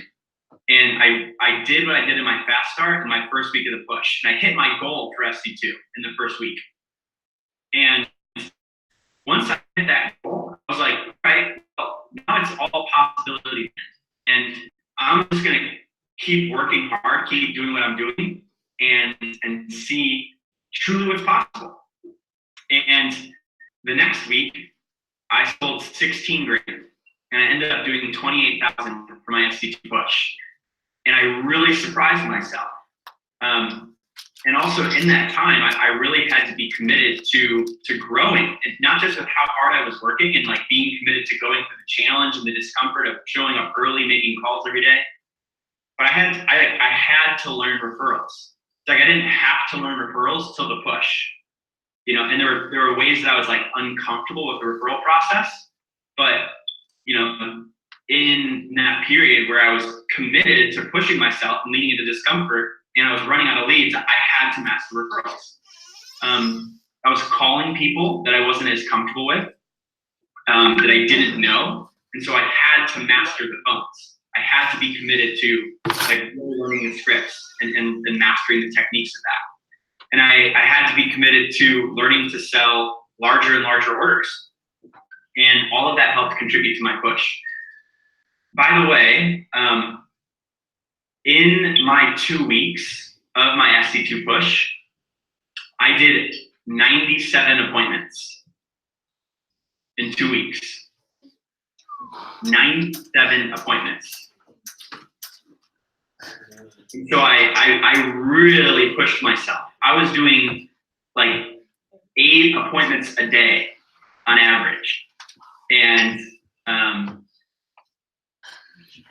remember just like really doing everything I could to create possibilities for me to show up in front of people and sell Cutco. By the way, this is when the push was only 2 weeks, not 2.5 weeks. FYI. Yeah, you guys got a little extra time, all right? Congratulations. So another thing that I remember that like really set me up for success, do you guys have, Andrew, do you guys do an all-day phone jam this Sunday? We do. Okay.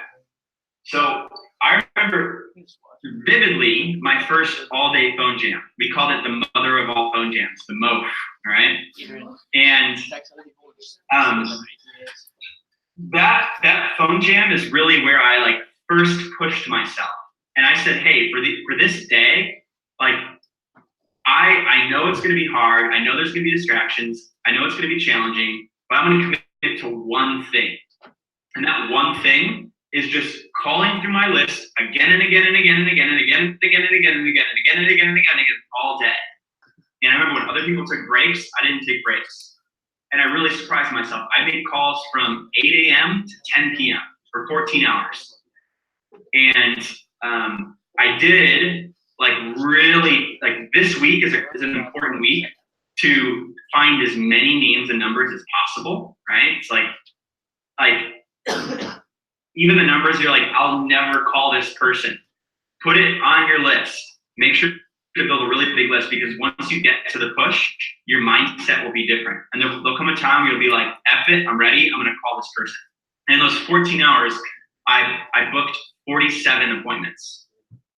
So I scheduled 47 appointments on that Sunday. But again, 14 hours, which, I don't think that's a reasonable expectation. All right. I don't think that you all should expect to call for 14 hours straight. You should take breaks. Breaks are good, right? They're gonna help you stay engaged. But 47 appointments.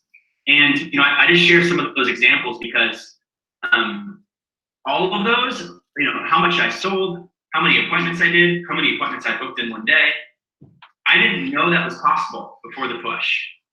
But I did know that I was committed to pushing myself so that I could find out what was possible. And that's really what the push is all about. And,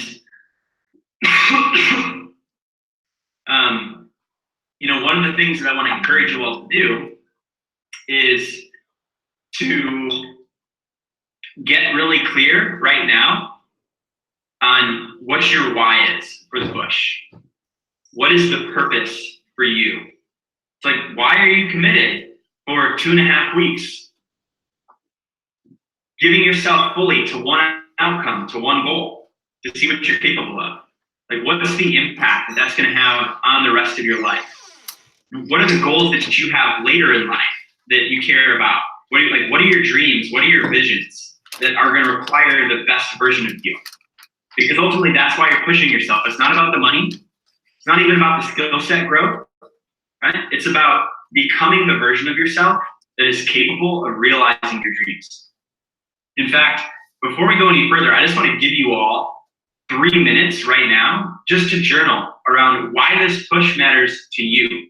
Like, why do you want to go all in? Why do you want to be fully committed? Why do you want to take 2.5 weeks out of your life and see what you're capable of?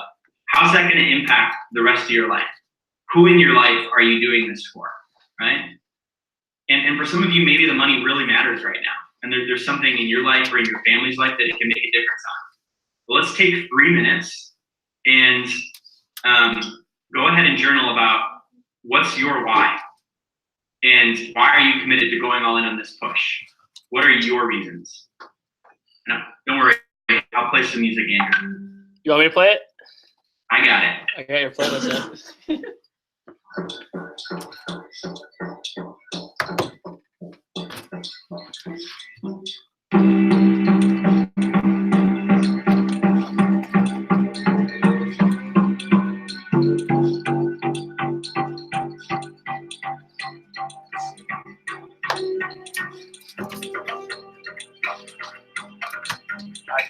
Guys, take 3 or 4 minutes to know because we're going to do this anyways. Why does it push matter to you?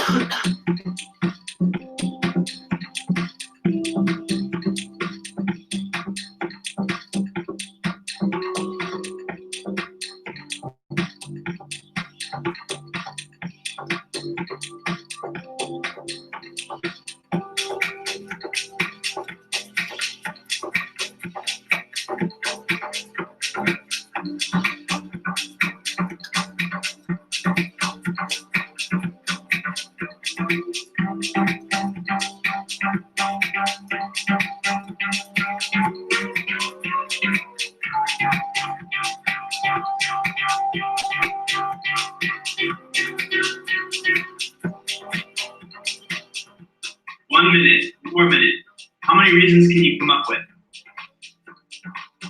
What's the big reason for you? What's the one that's even bigger than anything you've written down so far?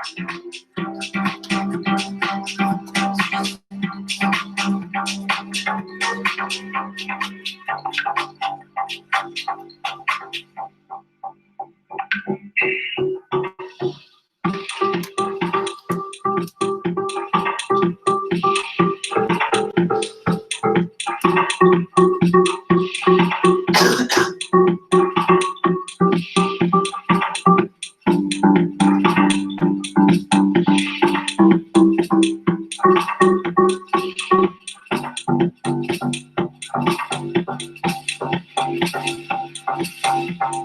All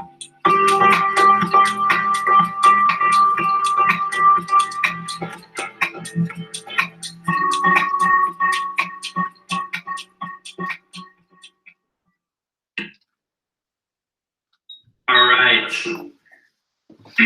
Hey, Andrew, the camera's kind of tilted. You can bring it back. You guys can stop journaling. All righty. So I'd like to hear from a few of you. You can just go ahead and raise your hands. Put you on the spot. I guess I'll go. All right, let's hear it. All What's right, your reason? Why are you committed to going all in? cool. So this push means so much to me because I really want to show myself what I'm capable of if I really commit to something fully. And I also have big goals to advance with the company and to become an AM by the fall and to get into TLA. And I know that hitting my push goal would put me in a great position to do so. Awesome. What's your name? Daniel. Daniel. Yes, sir. Yeah. Beautiful. And by the way, another part of my story to share with you all is that, so I only sold Cutco for 4 weeks my first summer. Right? I had my fast start, sold 12 grand. Then I sold 28K during the push. And then I had one more week where I sold 10 grand. And by the way, selling 10 grand in that last week was easy because of how hard I had worked and who I'd become earlier in the summer. After those 4 weeks selling Cutco, I became a branch manager. And I ran my own office the next summer after only selling for 4 weeks. It's like I had 4 weeks of experience on the job, and then I ran my own office the next summer. And, you know, I went through management training, and there's a lot that I was really committed to that as well. By the way, my first summer running an office, we did 280,000 with only 60 reps in a small territory. So that's really good. I was number 3 in the nation. The reason I share that though is that all of that was possible because of the push. So just to what you're saying, Daniel, it's like this push does open those doors for you and it creates the opportunities. Like how much you give right now, right, creates that possibility for you to be a manager. And so, you know, you're not just doing it for the next 2 weeks. And the more you can remember, I'm doing this because I want this leadership opportunity. And I realize there's an experience that I can get through working hard over the next 2 weeks, the easier it's going to be to stay committed. So thanks for sharing. Who else would like to check in? Yeah, what's your name? My name is Ruby. Hi, Ruby. Um, Did I come stop by your training class? yes, you did. Yes, I remember you. Hi. Hi, good to see you again.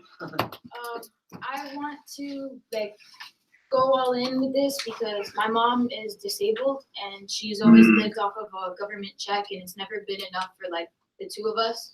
And Yeah. I want to take that financial burden off of her as well as gain my own financial independence, probably be able to live on my own. And I wanted to go to the military, but being here, going to the divisional meeting and everything kind of switched my gears, and now I'm thinking of more going into something of my passion. I've always been passionate about singing, so maybe the money that I gained from Cutco can actually push me on into my dreams. Beautiful. Ruby, thank you for sharing so powerfully. And there's something I want to share with all of you, but I'll share with you, Ruby. So this is for everyone, but Ruby, I'm speaking to you here. And there are moments in the push where you're gonna want to quit, or where you're gonna not want to do something. There's a phone call that you're not gonna want to make. Or you're like, no, I want to go home early. I'm tired. Or you're going to not want to ask for the big order because you're afraid. And that's okay. It's okay to have that fear. And it's okay to be uncomfortable during the push. And in those moments, that's where your why is really important. And in that moment is where you say to yourself, am I going to let my fear or my discomfort hold me back? Or am I going to let helping my mother drive me? And am I going to show up as the version of myself that I know that can provide for my family by how I show up? Does that make sense in those moments? Most definitely. Yeah, absolutely. And the other thing to share is that your why is really important for you to share with your customers. So Ruby, when you share that with your customers and you share, this is why I'm working so hard, this is why I'm pushing myself, because I want to help my mother. And you can like really share the story there and share that, you know, she's disabled and like the checks from the government aren't enough. People are they're gonna get it and they're gonna understand. And people are gonna buy Cutco because they love the knives, but they'll support you with more referrals, and you know, they might buy a little bit extra because they see that doing so helps you with your goals and your vision. So they're never gonna buy just because of that, but it will help them help you even more than they would otherwise. When they understand, hey, by helping you, I'm actually helping more than just you. Or I'm helping you not just make money this summer, but realize your dreams. And for all of you, you don't need to have a disabled mother to share your purpose with your customers. But it's really important, and it will help you get more support from people around you during the push. And that's part of what the push is also, it's like you're getting people to be on your team and to really be with you in your vision, be with you in your goals. So you have to share congruently and authentically what your why is. So thanks for sharing, Ruby. Let's hear from one or two more. Who else wants to check in? Did you call him? All right, what's your name? Amy. Amy. Nice to meet you, Amy.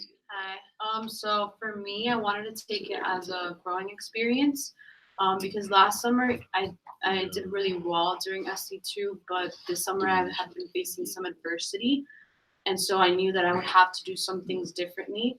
And so for me, like the most important thing is realizing like what my capabilities are if I'm like able to exceed last year's accomplishments. Awesome.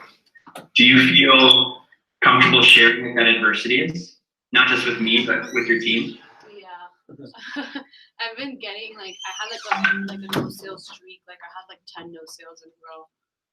And so like I lost a little bit of confidence. Yeah. And looking back at those 10 no sales, what do you think has been like the major factor, right? Like anytime that, here's another thing that's beautiful about sales and beautiful about a push is our results are feedback for us, right? And so like anytime you have 10 no sales in a row, like that sucks. And it's okay to like know that it sucks and to embrace that. And also there's something that you're being shown in that, right? There's some feedback that like the world is giving you around how you need to do things differently. So when you look back at that like streak that you've had, what are you learning? Is it like what have you been doing that's been contributing to that, either in the way you've been showing up or who you've been seeing or how you've been selling that you think has led to that? That's your opportunity to learn and grow. Yeah, I was focusing a lot on the results. And so that would like affect my mindset going into the next appointment. And so now like I realize like maybe just committing to the process regardless of what the results are. Yeah. And here's the deal, like, you know, what I shared with Ruby is I think probably really important for you because sales always starts with connection, right? We have to connect before we collect is how it works, right? And so when you show up to a presentation and the first thing that you're committed to is really connecting with a person, and we all know what it feels like when we connect with someone. And if we just make sure, hey, I'm gonna make sure to connect first, and then I'm gonna go through the process is gonna be a lot more, it's gonna be a lot smoother, and it's gonna be a lot easier. So it sounds like focusing on the result, maybe that like fear has kept you from first making sure to really connect with whoever you're selling to. All right, but thanks for checking in, Amy. And look, like this push is your opportunity to like rewrite your story. Awesome, let's hear from one more. Are you committed to going all in the 2.5 weeks of the push? I'll go. What's your name? Christian? Christian. Yeah. You were in that training class I stopped by too, right? Yeah. Awesome. Yeah. So these two next weeks could literally change my experience at UF because I was over at NBC Honors, so it was free for my first 2 years of college, and now that I'm transferring, my parents made it very clear that I'm gonna have to take out loans to be able to pay for the next couple of years of college. So just the idea that I could really grind right now and try to make as much money as I can so that the loans aren't as big, and just having that money so I might not have to even get a job at UF is really cool. So yeah, so it just it also intrigues me to see what I could do if I really went out of my way to try this hard on something, because I haven't had to since debate in high school where they really push you all the way.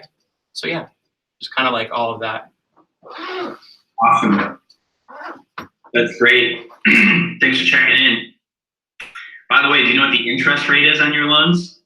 I don't. I mean, I haven't even taken anything out yet because I don't know what I have to take out yet. But it's there on the UF. So you should talk to Andrew about your loans, because if the interest rate is really low, then you should maybe invest the money you make, right, instead of paying off all the loans. If the interest is high, then you want to pay it off. But talk to Andrew about that. He can help you with that. But absolutely, your financial experience in college will change drastically from being admitted over the next 2.5 weeks. Thanks for checking in. All right. So to wrap up here, I've got a few more points to share with you all, but thank you all for sharing your whys and your purpose. And again, you got to come back to this throughout the book. And you want to post, and you might need to work on it a little bit more for it to feel really clear and feel really powerful to you. But you want to push your why everywhere. You want to put it on your ceiling of your bedroom, right, or on your mirror, on the steering wheel of your car. You want to put it in the office. You want to put it in your on the background of your phone, so that as many times as possible throughout the push, you're being motivated by your why rather than fear or discomfort. And the other concept that I really wanted to share with you guys about a push is getting out of your comfort zone is really about doing things differently. And one of the biggest things you're going to have to fight during the push is what your friends think, or it's what your friends are doing, right? It's the way that your friends are going about their life. And it's good to have friends, but also the more you can understand that your friends are your friends, they're not your mentors. Your friends are your friends, they're not your mentors. Your other friends in college are figuring it out. They don't have life figured out yet, even though they probably think they do. And that's okay. That's what college is about. It's about figuring it out. But for all of you, you want to be listening to people that have what you want. Right? Listen to people that have the experience that you want. Listen to people that have the money that you want. Listen to people that are the types of people you want to become. And that's who you want to listen to and receive advice from during this push. And for some of you, that means also maybe not listening to your parents, right? I don't know all of your relationships to your parents, but maybe some of you have some parents that you're yeah, I love you, thank you, and I don't know that I want to be like you fully when I grow up. Maybe some of the good stuff, but there's some other stuff that I don't want to be like you, mom, or I don't want to be like you, dad, right? And the point is, listen to the people that have what you want or are who you want to become. And part of really achieving something that is beyond what you've ever achieved before is doing things that you've never been willing to do before. And to have what other people don't, like your friends, right? To have the money, to have the experience that your friends don't have, you're gonna have to be willing to do things that they're not willing to do. That's how it works. That's how you get extraordinary results in life, right? Ultimately, to be successful, however you define success, you have to be willing to do the things that other people aren't willing to do. And so that's a big part of this push. It's continually stepping out of your comfort zone and even like seeking out the discomfort. And something for you to recognize is like, if you're not uncomfortable or you're not afraid during the push, then you're not thinking big enough.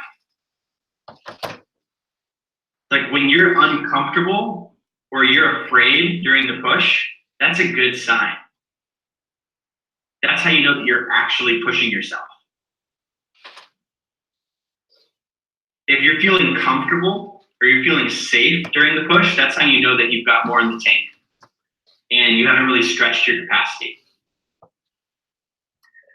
And so to wrap up, and then I'll kind of like leave some space for a few questions. I want to teach you guys an exercise that's going to help you during the push. And this is an exercise that is a little different, and it's probably beyond your comfort zone, but that's a part of just conditioning the identity of being a version of yourself that goes beyond what other versions of you in the past weren't willing to do.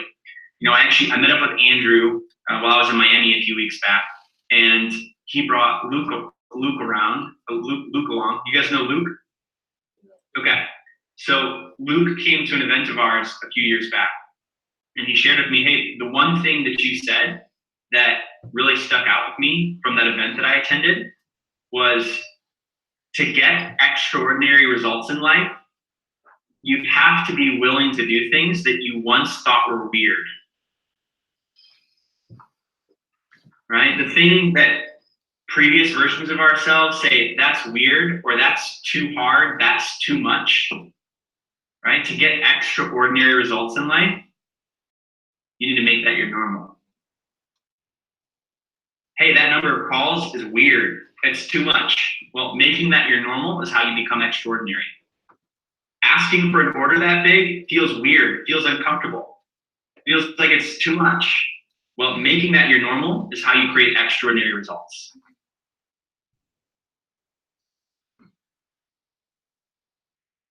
So I'm going to share with you, like I said, a little exercise here, and this is an energy exercise. And energy is really important during the push as well, right? Before you can influence anybody else, you have to influence yourself. And the first thing you have to influence in yourself is your energy.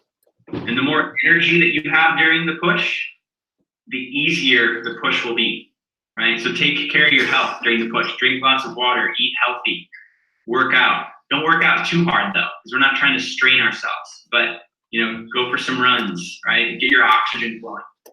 So raise your hand if you're willing to try something new that I'm going to teach you right here. All right, awesome. So make sure you can see the screen. Go ahead and stand up. Let's get weird.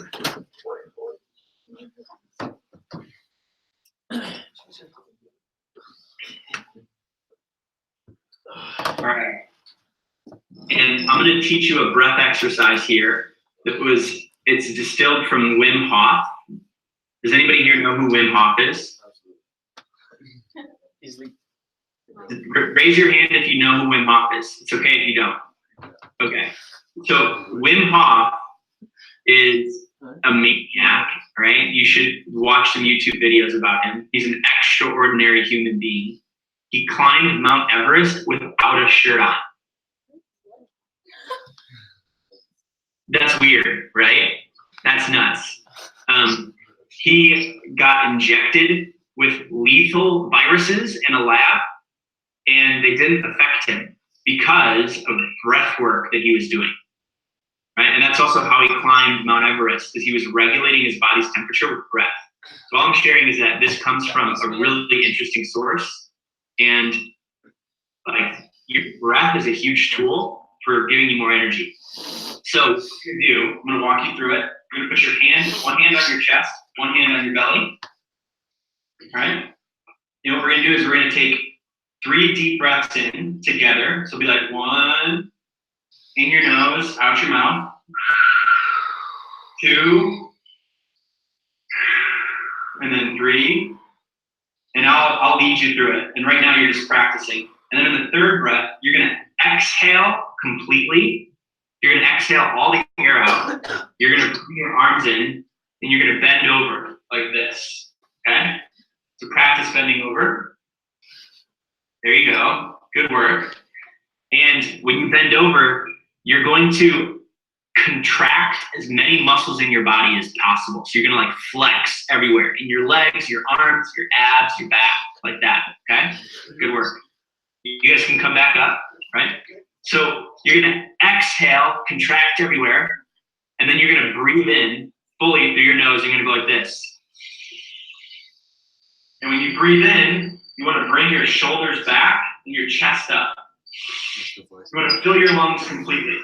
All right, so practice that for a minute. And then we're gonna do 10 breaths, right? So on the exhale, you're gonna come down again. You're gonna breathe all the air out. You're gonna contract all the muscles. Then you're gonna come up. Inhale fully, and then come back down.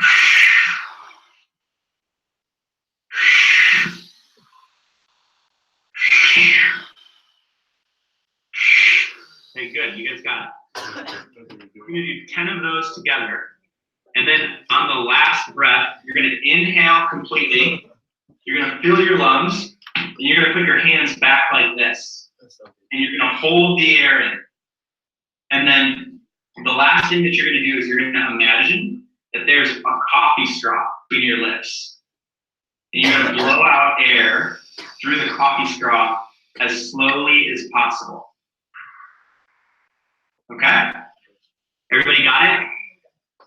Yeah. All right. So I'll lead you through it. Now we're gonna do the whole thing, right? We're gonna do it as one continuous motion. So go ahead, put your hand on your chest and one hand on your belly. And let's take 3 slow, deep breaths. You can watch me for some directions. So 1 deep breath in. 1 deep breath out your mouth. Another deep breath in through the nose. All the way out through your mouth. Another deep breath in. And now you're gonna roll it out and contract all your muscles. Exhale fully. And then breathe in. We're gonna do 10 breaths. Remember to contract.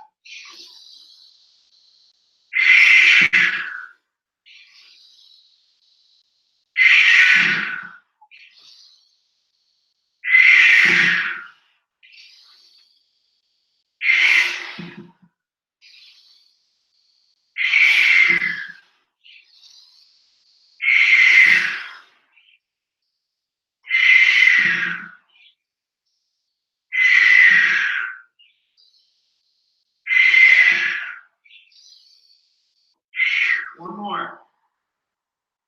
Hold the breath in. And then exhale slowly through a coffee straw.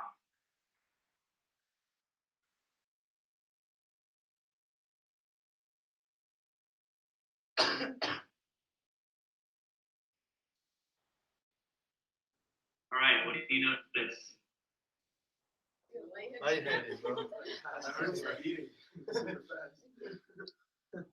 Here, raise your hand, share one at a time. What do you notice doing that? Ruby. I feel like I'm gonna pass out. That means that you need more oxygen, right? So if you feel like you're gonna pass out, it means your body's saying like, wow, like I've needed this oxygen for a while, right? Oxygen is the most important nutrient for energy. So yeah, in the back. Kind of feels a lot clearer, like. Yeah. Cool. Great. Yeah. Who else? Yeah, I feel centered, like peaceful, like in present. Nice. Great. Andrew, why don't you call on them? Yeah, Ruby. Like my heart's kind of beating a little fast, and like I feel like light, like my feet feel light. Mm-hmm. Yeah. Cool. Yeah. Let's go. I feel more energetic. I'm more confident. Like I can be myself more. Like I'm more free. Beautiful. Ramos. Feel more chill, and yeah, more chill. It's like a good, like, chill. Perfect. Cool guy. All right. So normally I do this 3 times, right? So I'll do 3 rounds of what we just did. So we're gonna do one more together right now, just so you guys can really feel the effect, right? So hand on your chest, hand on your belly, and just a reminder: make sure to contract fully on the way out, and just make sure to really go for it if you didn't last time. And the last thing is at the end, the last breath, make sure to hold all the air in and don't move, right? So don't like let it out and get loosey-goosey. Like hold it all in and then breathe out through the coffee straw, okay? All right, hand on the chest, hand on the belly. Okay, first breath in through the nose, out the mouth. And as you're doing this, visualize your goal for the push, or visualize why. Another breath in.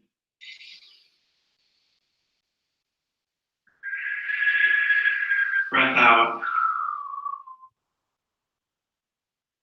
Why does this push matter to you? Third breath in. And then roll it out. All right, let's breathe in. A little faster this time.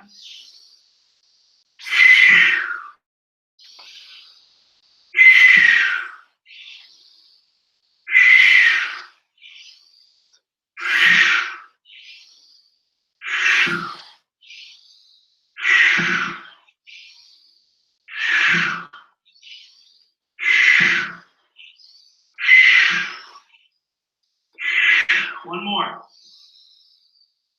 Hold it. Put your hand on your chest and on your belly. Breathe out through a coffee straw.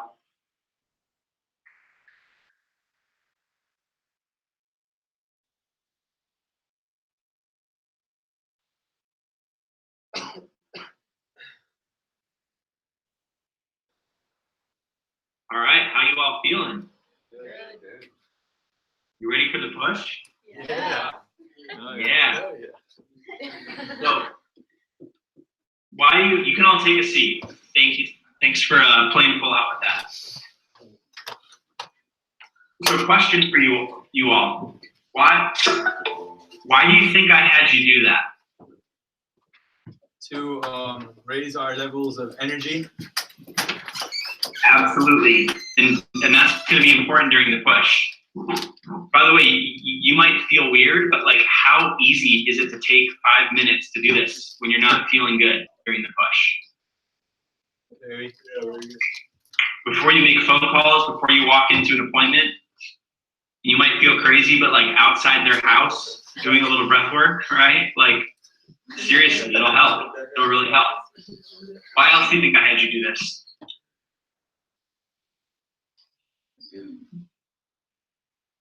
Yeah, Ruby? Like to relieve stress, like if we're going through something like we just made like 2 or 3 no sales and we're going through the push and we got another appointment to go into to clear our minds, just go do the push exercise. Yeah, it's like when you know you need a reset. It's like I'm in a negative state. I need to change that or get rid of it. Yeah, great. Why else? Yeah? Keep your mental state like clear. Mm-hmm.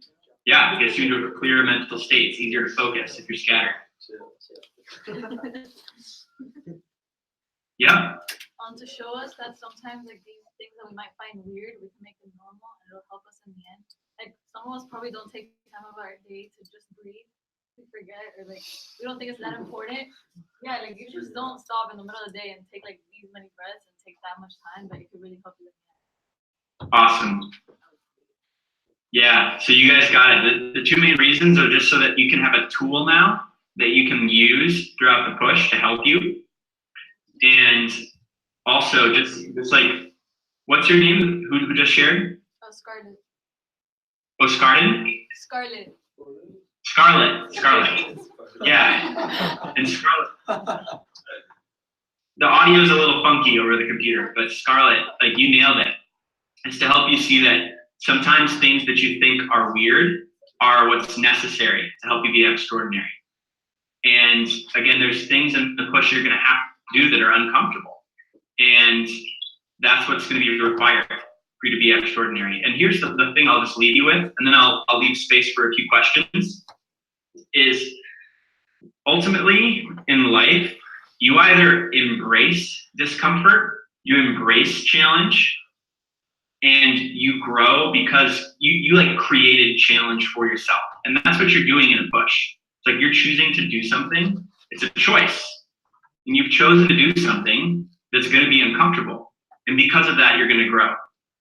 And the thing is, if you don't choose to do things that are uncomfortable to grow, then life is going to give you challenges later in life where you don't have a choice.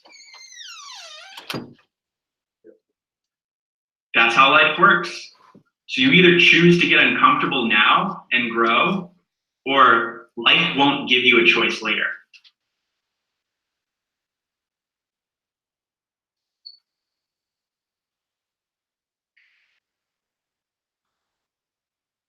Does that make sense? Yeah, so make the choice so you can grow on your terms.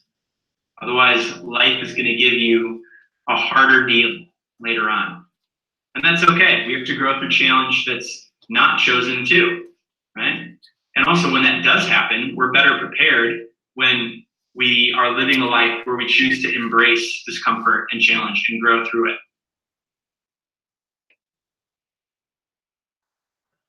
All right. So, Andrew, I got like 5 more minutes.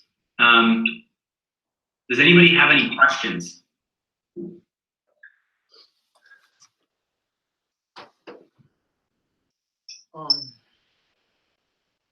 I guess, what is a good way to because obviously to reach my demo goal would mean that you have to do as many demos as possible. And I guess just what is the best way about making sure that every single day you have 4 or 5 appointments ahead of you, and that for the entire length of the push, you reach your appointment goal, not so much your sales goal. Totally. So 3 things, right? 1 is create as big of a list as possible right now, right? You have to do that. You need a names list that's at least 100 names and numbers, if not 200, right? And it's just like do whatever you can. Talk to your aunt or uncle, right? Your cousins. Who knows? There may be someone who's like a referral partner who is willing to introduce you to a lot of people. And that's the second thing is you have to master referrals. You have to master the referral approach. So role play it, practice, talk to someone who's really good at referrals, and just be committed to asking fully on every appointment. The third thing is you have to be committed to the calls. And the more calls you make early in the push, the easier it's going to be to hit that goal every day. But I was making calls. So our alliance meetings started at 6:30 a.m. and we were making calls by 7:30, right? And the thing is, like, you're calling parents for the most part, and parents are awake at 7:30. I have a daughter. I was awake at 5:30 a.m. this morning, and that's pretty normal because that's when she wakes up. That's when kids wake up. And like parents have jobs and they have things to do beforehand. So make lots of morning calls and then also make calls in the evening. And I'll just keep it simple. Like you just have to master those 3 things. There's a lot more I could say, but I'll leave it at that.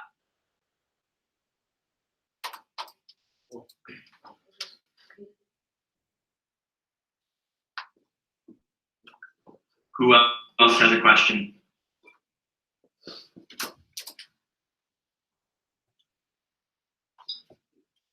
Mm-hmm. I'd like to. Amy? Yeah, I'd like to know like how you manage your health, like doing that many appointments a day and having to be in the office every single day at 7:30 a.m.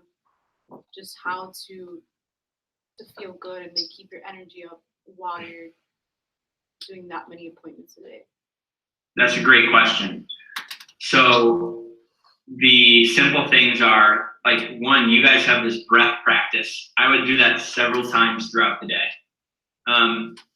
And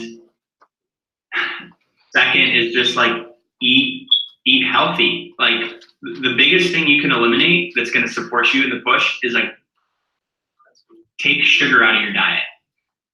Eat as little sugar as possible. So sugar just makes you go like this throughout the day, right? But if you can eat as little sugar as possible, you're going to feel really healthy. Drink lots of water, if I didn't say that already. And then just make sure to get 6 hours of sleep per night. And here's the thing is like, you're probably not going to, you shouldn't be making phone calls after 10 p.m. And for 2.5 weeks, just like, don't see your friends. Seriously. Like you can like once or twice, but I didn't. My friends were like texting me. They were like, Ben, is everything okay? Like what happened to you? Because I was that committed. And I just said it because like it'll be easier for you to do the push.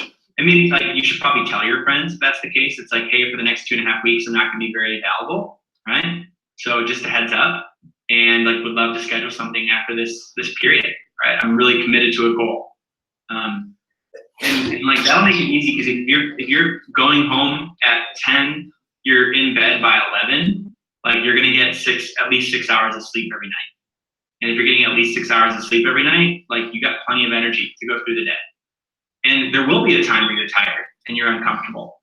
That's what the push is about showing up anyways during those times. And do some breath work. By the way, this is called MBA, right? It's like NBA, like National Basketball Association, but with an M at the beginning. So MBA, like a business degree, MBA. That's the breath work that we did. Great question.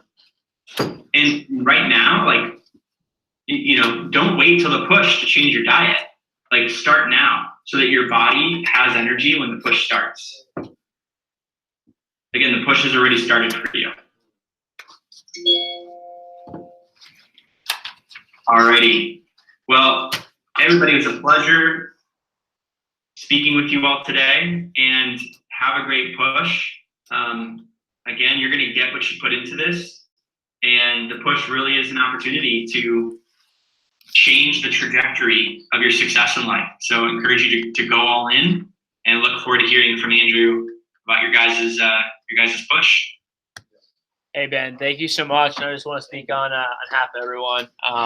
Really appreciate you taking out your time today and walk us through some of that stuff, and just being opening up to us and giving us the goods here today. So thank you. Sure. My pleasure. My pleasure. Awesome. See you, everybody. See you, man. Pleasure. See you, man.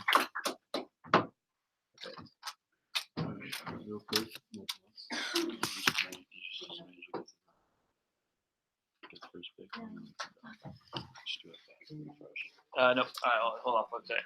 All right, so guys, I'm gonna need that went a little bit longer than I expected, but I think everyone enjoyed it, so we'll keep it that. I'm gonna need about probably 15. Can I get 15 to 20 more minutes of everyone's time? Is that all right? Yes, sir. Gotta get one things to finish off. We gotta do the draft, and I gotta get y'all some of this stuff real quick here. Yeah. So 5 minutes, and then just up on the call.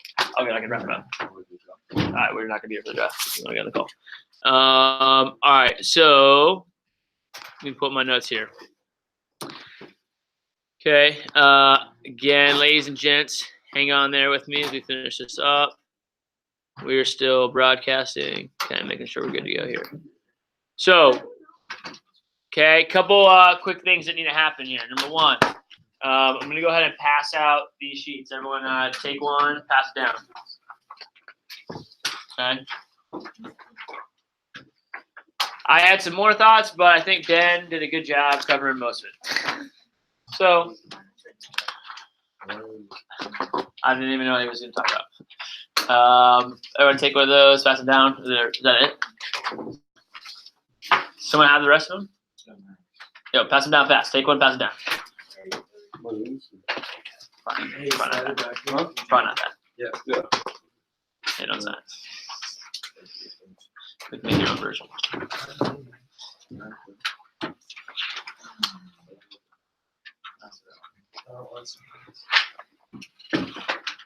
All right, ready. We're gonna go ahead and do this fast here. I would go through this in more detail, but I want to make sure time wise. Yeah. Okay. All right, I'm gonna have we're gonna popcorn around the room real quickly. Number one, at the top.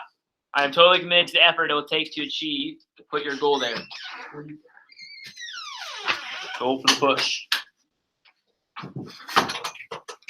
CPO during this push period. I will help rally and support the other alliance members so that we can all achieve more during this push period than we would without each other's support and encouragement.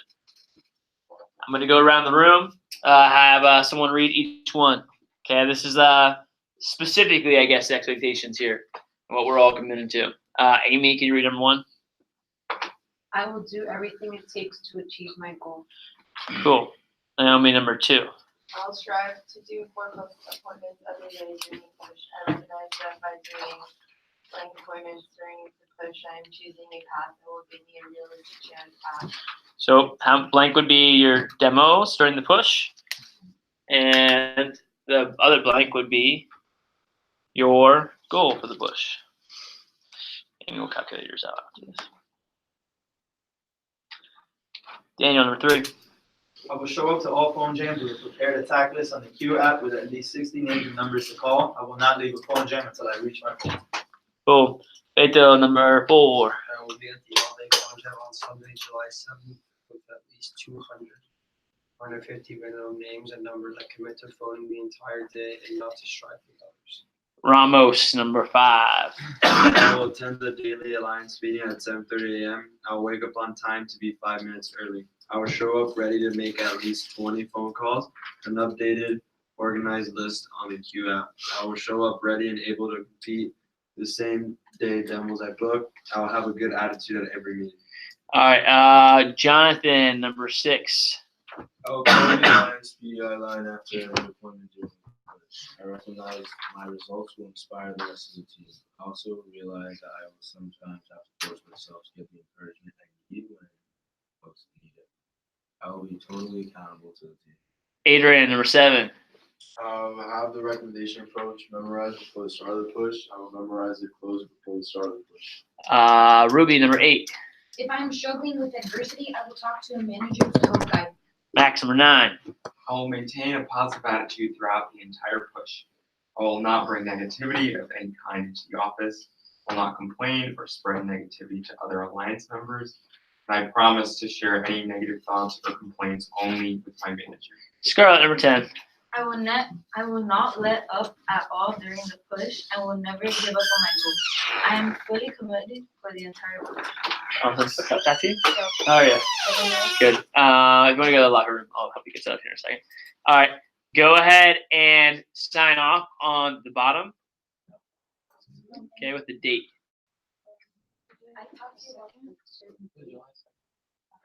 Yeah. Oh, yeah. We'll go over the dates inside too. You're good. I still signed up. Yeah. You guys need to go over calendar stuff. We can do it after this, by the way.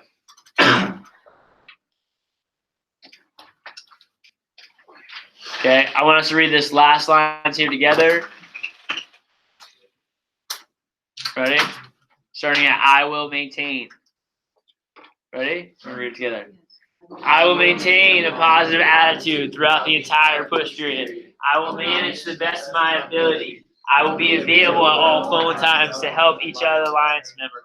I commit to running extraordinary alliance meetings, and I promise to remain fully committed to each alliance member and get their own goal. I am 100% committed to my goal, no matter what, until the very end. There is no other option. Flip over. Okay. I want y'all to take maybe 2 to 3 minutes to fill this out. Maybe just copy over some of the whys over to the section. The first thing it talks about is what is your why for the push? Why does pushing yourself and achieving your goal really matter? Second thing is what permission do I have to push you over these 2.5 weeks to reach your potential? Last thing is the moment you want to quit and you're at your edge. And this is the third one's the most important. Okay, it's the moment when you want to quit and you're at your edge. How are you committed to responding?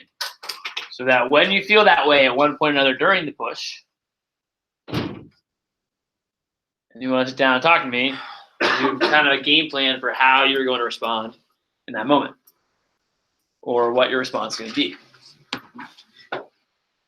Okay, I'm going to give us Responding to what? what is your response going to be? What are you going to do for yourself? How are you going to react when you feel like wanting to quit and you're at your edge? How are you committed to acting or responding in that moment?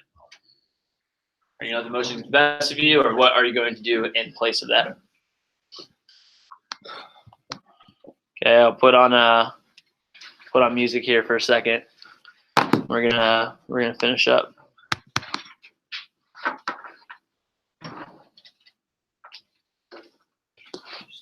Okay, if you didn't get a chance to fully journal on your whys, I'm gonna give us like 3 minutes to fill out these questions here, and then we'll move on.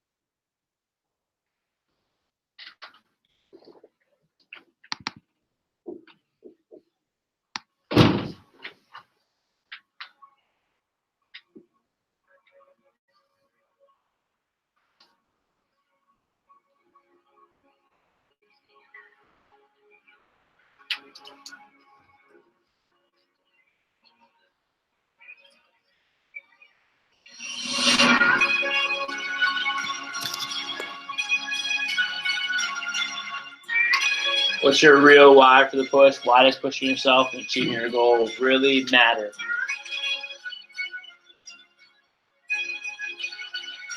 What have you not written down on paper yet?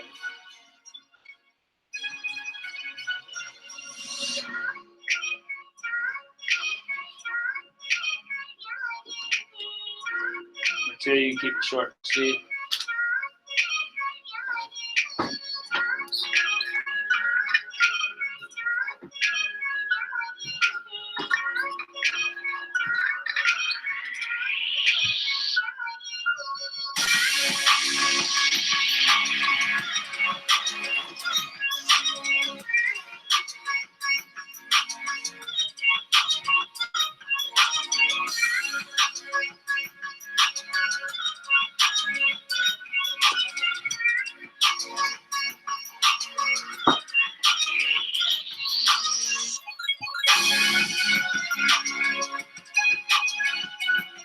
About 1 minute left to finish up.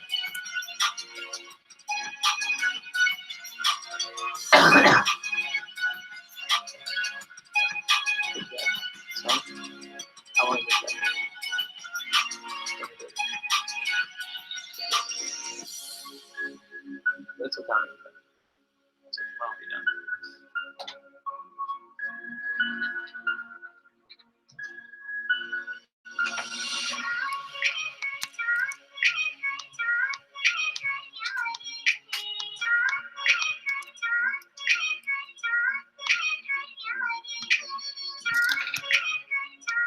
Gabe, call Gabe.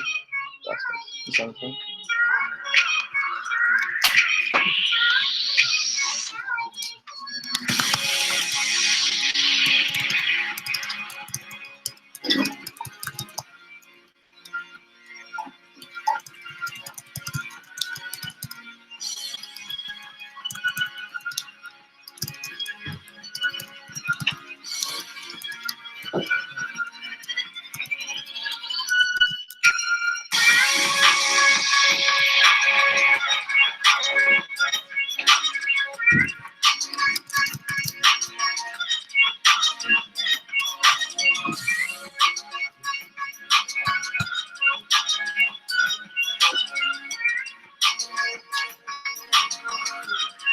Once you're done, flip it over and put your name at the top here.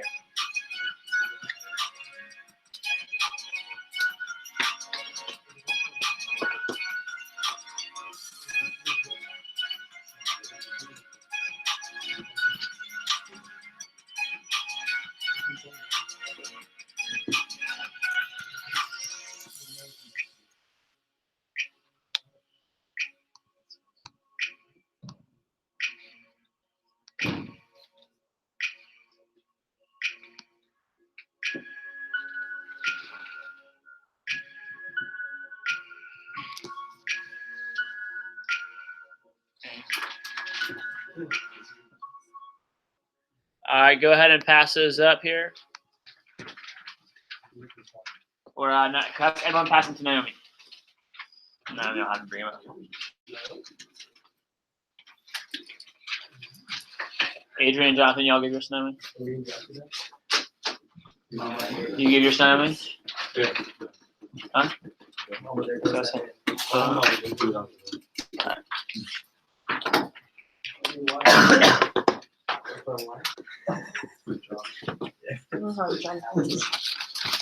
I have no other option.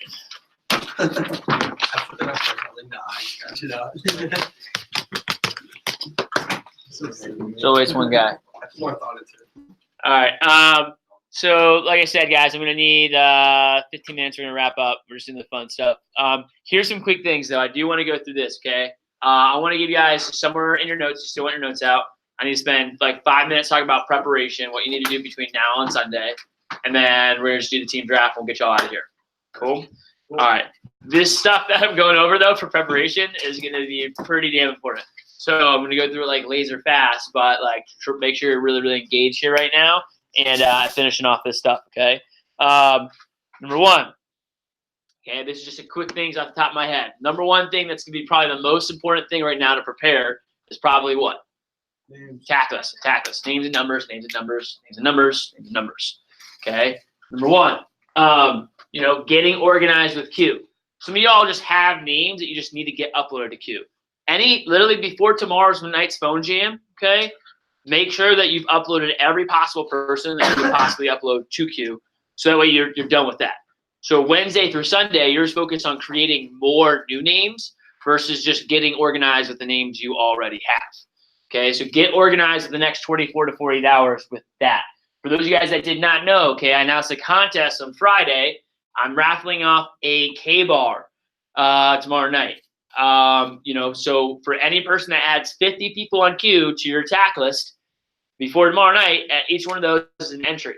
There's only a couple people that have done that. So right now there's like 3 people in the drawing, for a K-bar right now. Okay, each additional 50 that you get is an additional entry into that drawing. So be working on that here as we're moving forward. But get organized with that. And then from Wednesday to Sunday, it's all about just creating more names.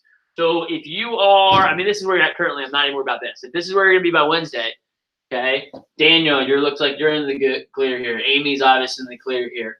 Okay, Max, Scarlett, you're in the, Scarlett, Christian, almost, you're getting there, okay? Everyone else, if you have less than like 100 by tomorrow night, you got some work to do before the push starts. Okay, and I would be really creative. I planned a names list brainstorm exercise for this, but I don't have time for that. So if you struggle with this, I might even put together a video for y'all after y'all leave here and just send in the group chat. Would that be helpful for y'all on like creating more names and numbers? Yeah. All right. So I'll send that into the video chat here, and that will just have some ideas for creating more names and numbers. I'll do a I'll just video record a brainstorm list too on some extra things. But I would tap into, here's just a couple quick resources for y'all as you're going through this. This is what I had down in my notes here, specifically for that, okay? Number one, I would re-tap into friends and family, okay? I would see mom, dad, grandma. I would see who from your friends and family that didn't give you recommendations can give you some recommendations. Who from your friends and family gave you like a sponsor and they could give you some more, okay? 2 ways I would go about doing this. Number one, I would just reshare your goals, okay? If you're doing a good job, by the way, you should have been prepping like, hey, this is part of preparation too, is telling friends and family, hey, like I'm going on a 2-week working vacation. Okay, like I'm taking myself out. It's like, hey, if you want to hang out with me, let's schedule a time like at the end of the push here, or like see me like right now before I get started, because after this, I'm really going to be dedicated, committed to this, and this is why I'm so excited about my goal, that you share your whys there with them, okay? Because they're not going to really understand that too. But like, hey, and share your goals with your friends and family, and then like have them help you out, have them help like tie them into your goals by giving you some more recommendations, recommending you to some people, right? And tapping in and getting more. Like I said, all you need is like 3 of your family members. Like, all right, cool, yeah, I'll help you out and give you 20 people. Okay, they all know hundreds of people, by the way. Okay, they all have thousands of moms in their phone, right? You just have to actually convince them to take out the time to actually do that, right? Did mom or dad? And by the way, I promise, mom and dad did hold out on you. Okay, there's always more people that they can recommend you to, and I know that because like my mom was like talking about like my brother. I don't even know. My mom wanted my brother to start doing this, or when she was talking about it, and there was like she started naming off people. I'm like, where were all those people when I needed to sell, right? Luke Maseko was selling once he graduated from college in the fall, right, and was selling all throughout the spring and trying to get some leads and stuff like that too. His younger sister started the job, and her parents made him like a list of like 30, 40 people. And Luke's like, where the hell was that like 3 months ago when I was selling all spring, right, or last summer or the summer before that when I asked. But there's always more people too, so like I tapped into those. Also, if your friends and family have already helped you out a lot, have some fun with it. Okay, make some contests for them, right? Raffle off some free Cutco to them. Be like, hey, like this is what I was telling like Naomi to do is like get all your friends and family together. Like every if you get 10 recommendations, if someone gives you 10, they get an entry into the raffle. Each additional 10, they get an extra entry into the raffle, right? If they put up a social media post for you, okay, that's an extra entry in the raffle. That's another thing we're doing is utilizing social media, Facebook, okay. All you need is like your family members to post, hey, my son, daughter, nephew, family friend, whatever, too, is just about to enter a huge competition with their job where they're working towards a scholarship too with Cutco. They get credit just to your presentation. You don't have to get anything, but they're working super hard right now. Like this post if you think you can help them out. Boom, 20 people like it. You send 20 messages. You schedule like 15 appointments on the spot. Okay, literally over Facebook. Imagine how many family members you could have do that. Boom, you're creating appointments for you already. Right, and then I'd also have ones for people that are automatically scheduling you the appointments for you. But get creative with it, right? You can raffle off some free Cutco to them and just have fun with it too.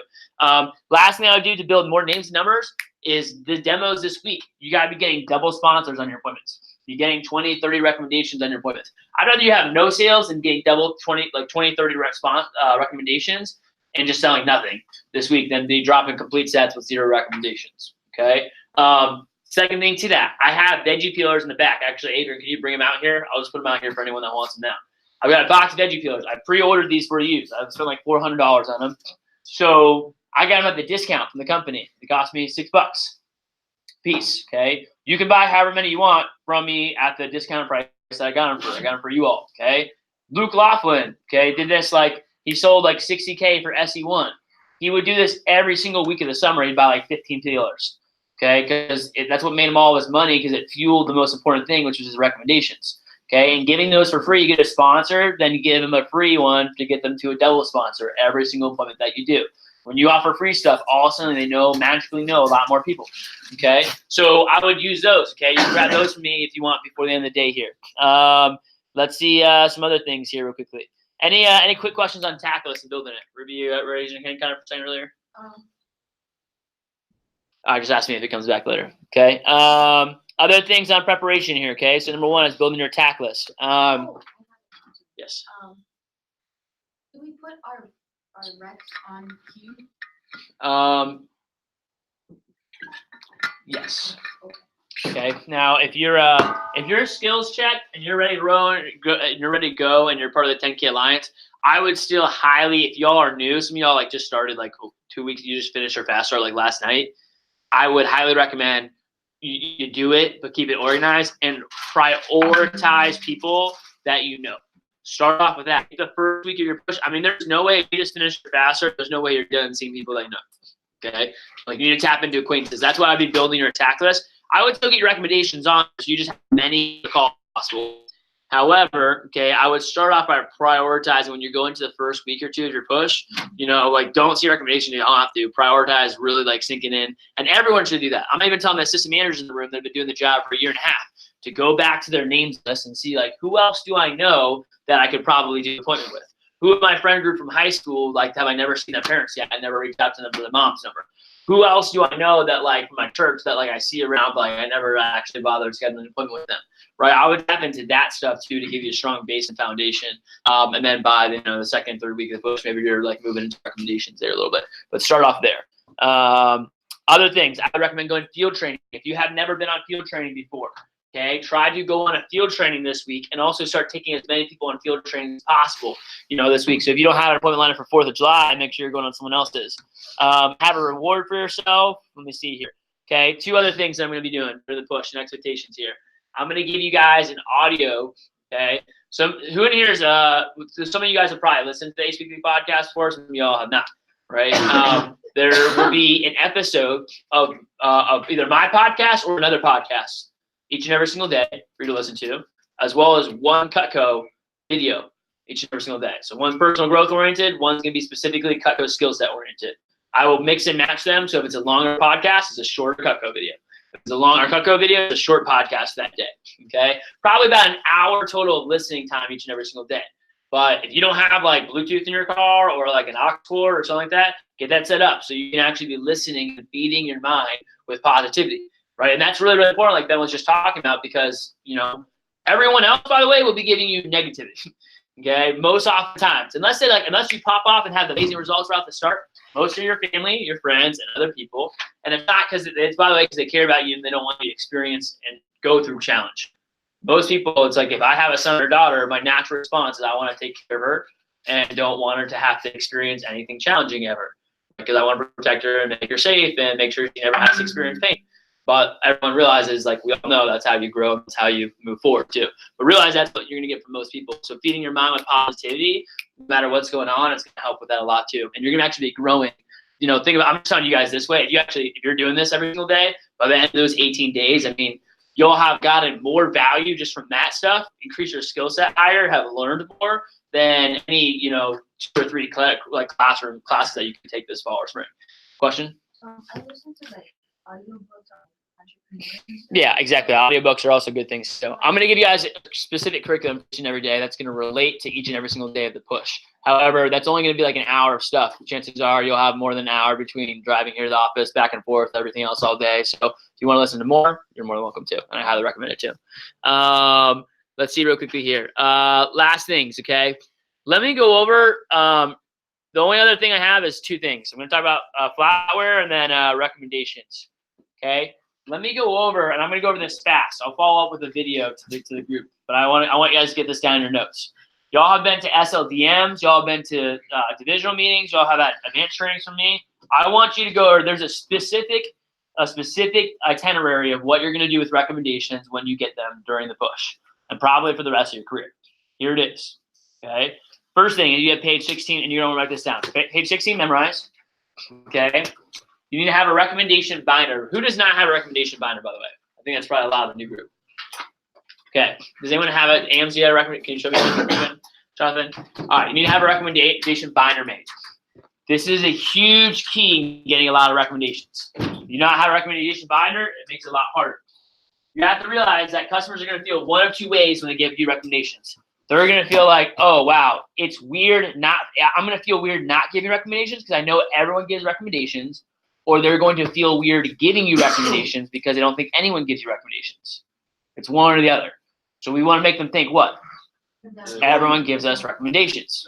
Okay, so the only time they're going to feel uncomfortable or weird is if they're not giving you them. Okay, you should have a book that looks like you can say my customer recommendations, or print out a photo of you, like what Amy has. I think it's just college, like maybe what you're studying, something else too. Like make it school oriented. Okay, Jonathan puts this out right there. It says my customer recommendations. He's got it sitting there the whole entire presentation, so they're not caught off guard at the end. They see it and they know and they're expecting it. Then you open it up. Okay, it's got all these in sheets. Don't put anything in the binders that's less than a double sponsor. Now I'll put some behind you, usually in the back sheets to keep it organized. I'll put like single sponsors or less here and like make someone's coming up. But the only thing that they're seeing is minimum sponsors, ideally double sponsors. If you don't have a lot of double sponsors, make them up. So you have 4 or 5 sheets minimum where you can they're random people, you just made up the names and phone numbers, but they're on there, okay, and do different people's handwritings. If that's what you need to do initially before you have some of these. So you guys double sponsor, double sponsor, double sponsor, double sponsor. So you say, Ms. Jones. So let me just go ahead and grab a pen and paper real quickly here. And let me see. Okay, perfect, Ms. Jones. Here's your sheet. You pull it out, their sheet out, and it already has their what on it? Their name on it.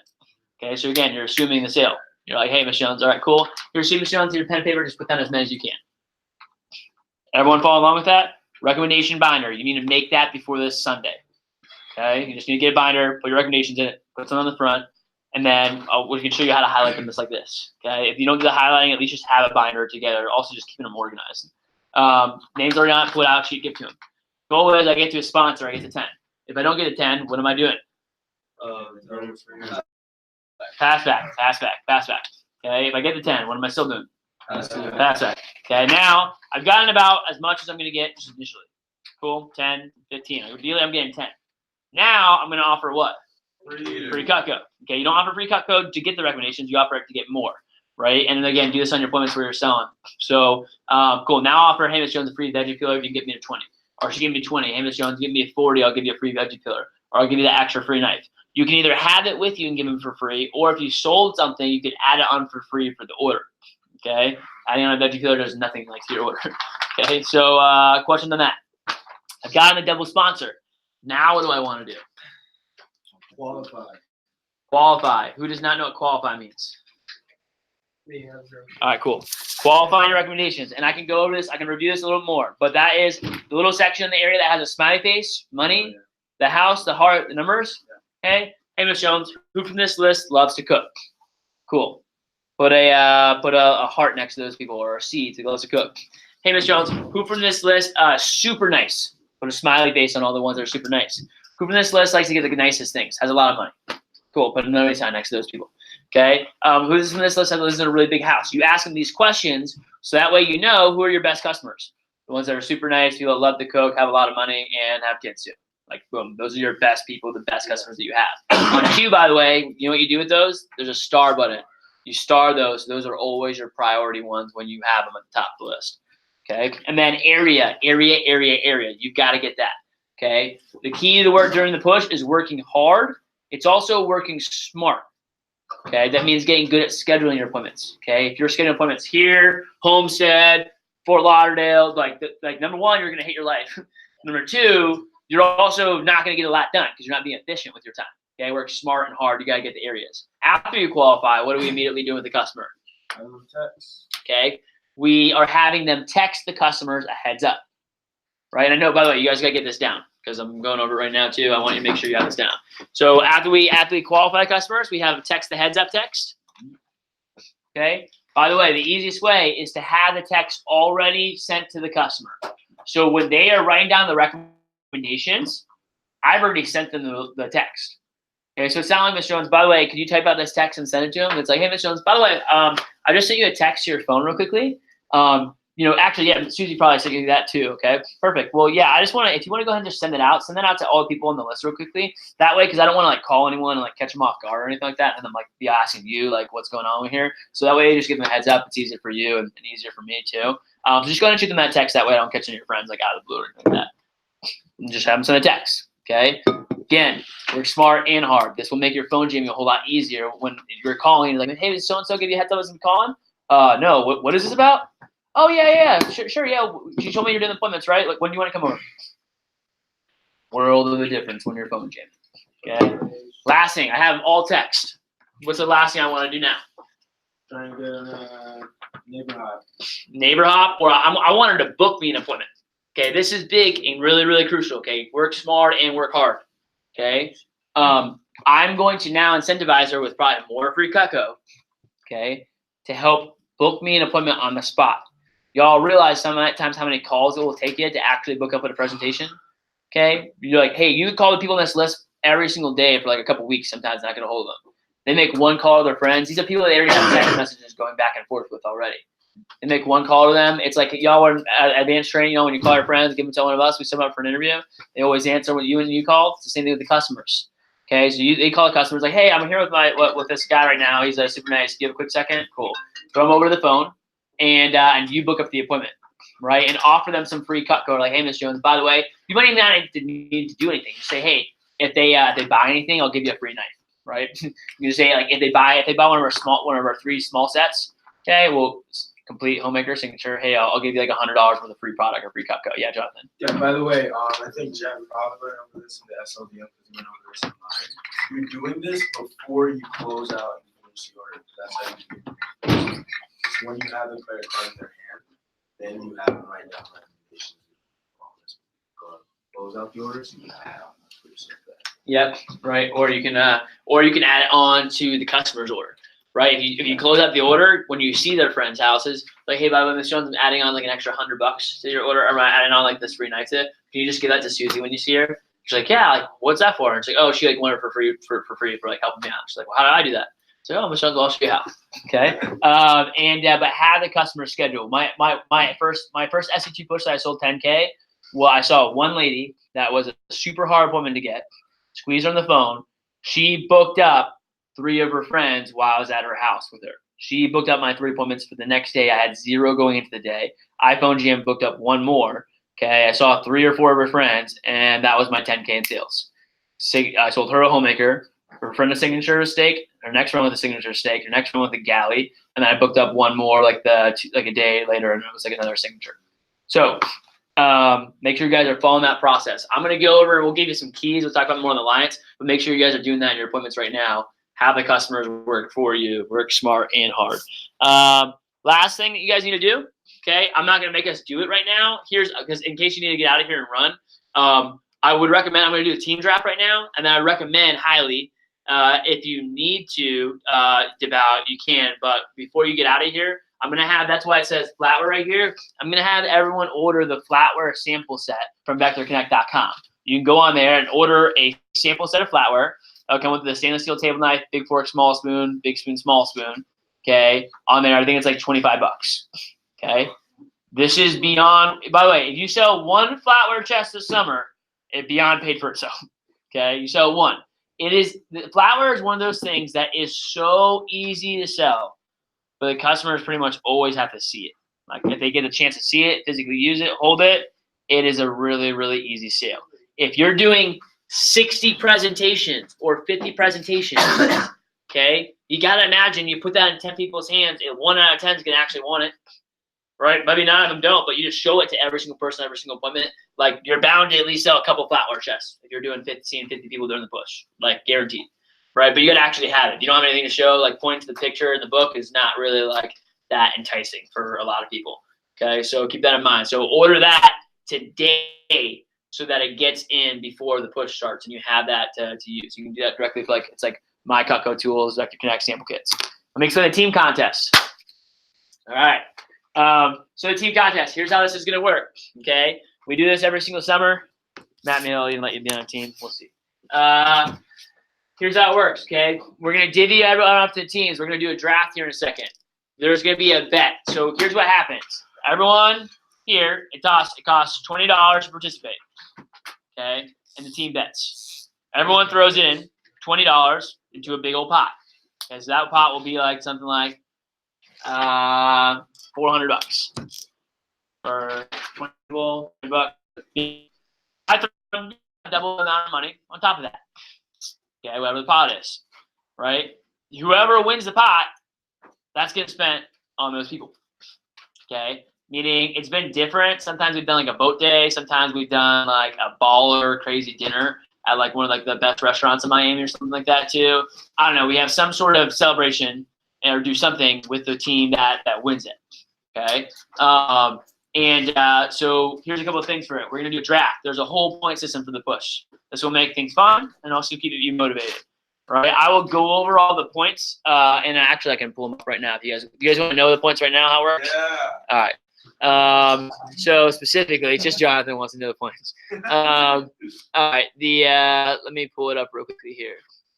Then handout staffer. All right. Push point system. All right, cool. Check it out. You might want to write this down. So, here's how it works. Okay, here's how you gain points. You sell $500 for the day. You gain 1 point. So if you sell $499, you gain a point. No, okay. 0. But if you sell, if you sell $1,000, you get 2 points. Okay. And CPO, if you get 2 sponsorships in a day, individually, not collective add up your team, but individually, if you personally get 2 sponsors in a day, you get a point for every 2 sponsors you get.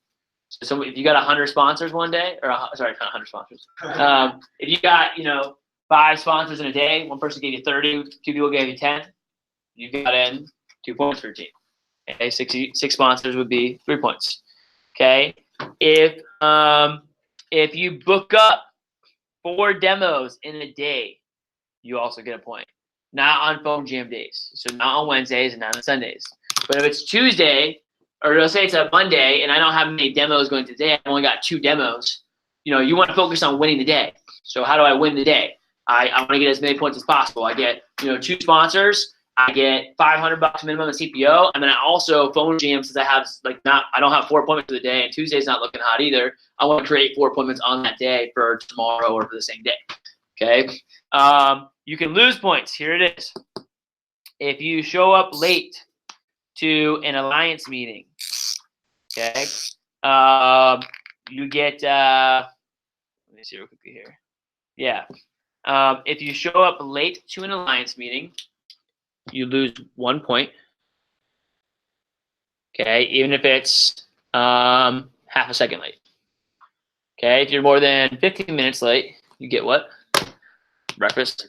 By the way, if someone's like 30 minutes late, they get breakfast. So if you came in, like if someone else is late after you, then whoever's like the latest would come in. Okay. If you miss a morning alliance meeting, by the way, some of you all have pre-agreed calendar days of days that you will not be in a morning alliance meeting. That does not count. Unless it was covered ahead of time, even if you have a great excuse, miss meeting, it's minus 3 points. Okay. If you sell nothing on a day, like $0 in CPO, you have a goose egg for the day. Okay. You lose 1 point. Except on Sundays. Except on Sundays. Okay. And the last thing, okay, is there's a bunch of random wild cards that I threw out there. Okay, the first wild card that I'll probably give you, sell a red homemaker +8. You get 5 points. A red? It has to be red? Red homemaker +8. Already did it. You know what? You get 5 points. I'll change up the ones I gave you is like the core of it. Okay, I'm gonna throw out random bonus ones all the time. In fact, I'll throw out ones like, hey, and I'll just make this too, by the way, okay?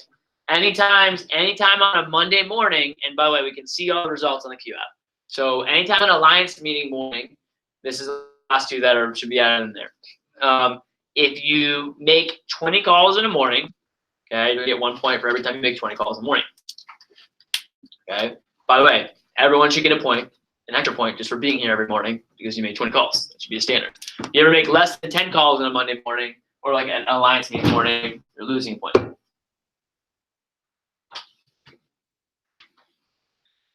Okay. And then there's gonna be some recruiting bonus points here. So I'm gonna include this weekend into it too. So including this training seminar. Okay. Any PR that launches, okay, from team members, right? If they launch from this past weekend, and they have to qualify as a real PR, so they have to sell $1,000 first. But as long as they qualify, that will be an extra 5 points. Okay, that will count. There's 2 or 3 training classes. This weekend will count. So you will start off with the points before Sunday even starts. Okay, first opportunity to start gaining or losing points will be this Sunday, including with the arrival times. What time do we start on Sunday? Sunday, 1. 1. That means you probably want to be here at what time? 12:33. That time works too. Okay, or just 12:50. Okay, 12:50. We'll do 1 o'clock role playing, get things started. Y'all ready for the team draft? Okay. Now look, under captains draft. Well, Julia. No.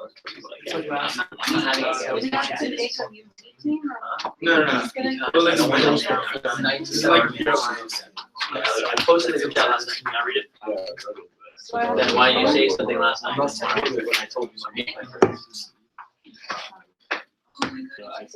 Alright, whatever. I'll just do.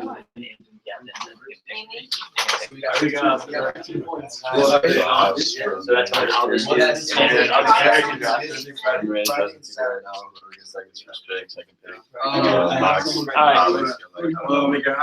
Alright, wait, are you included on here?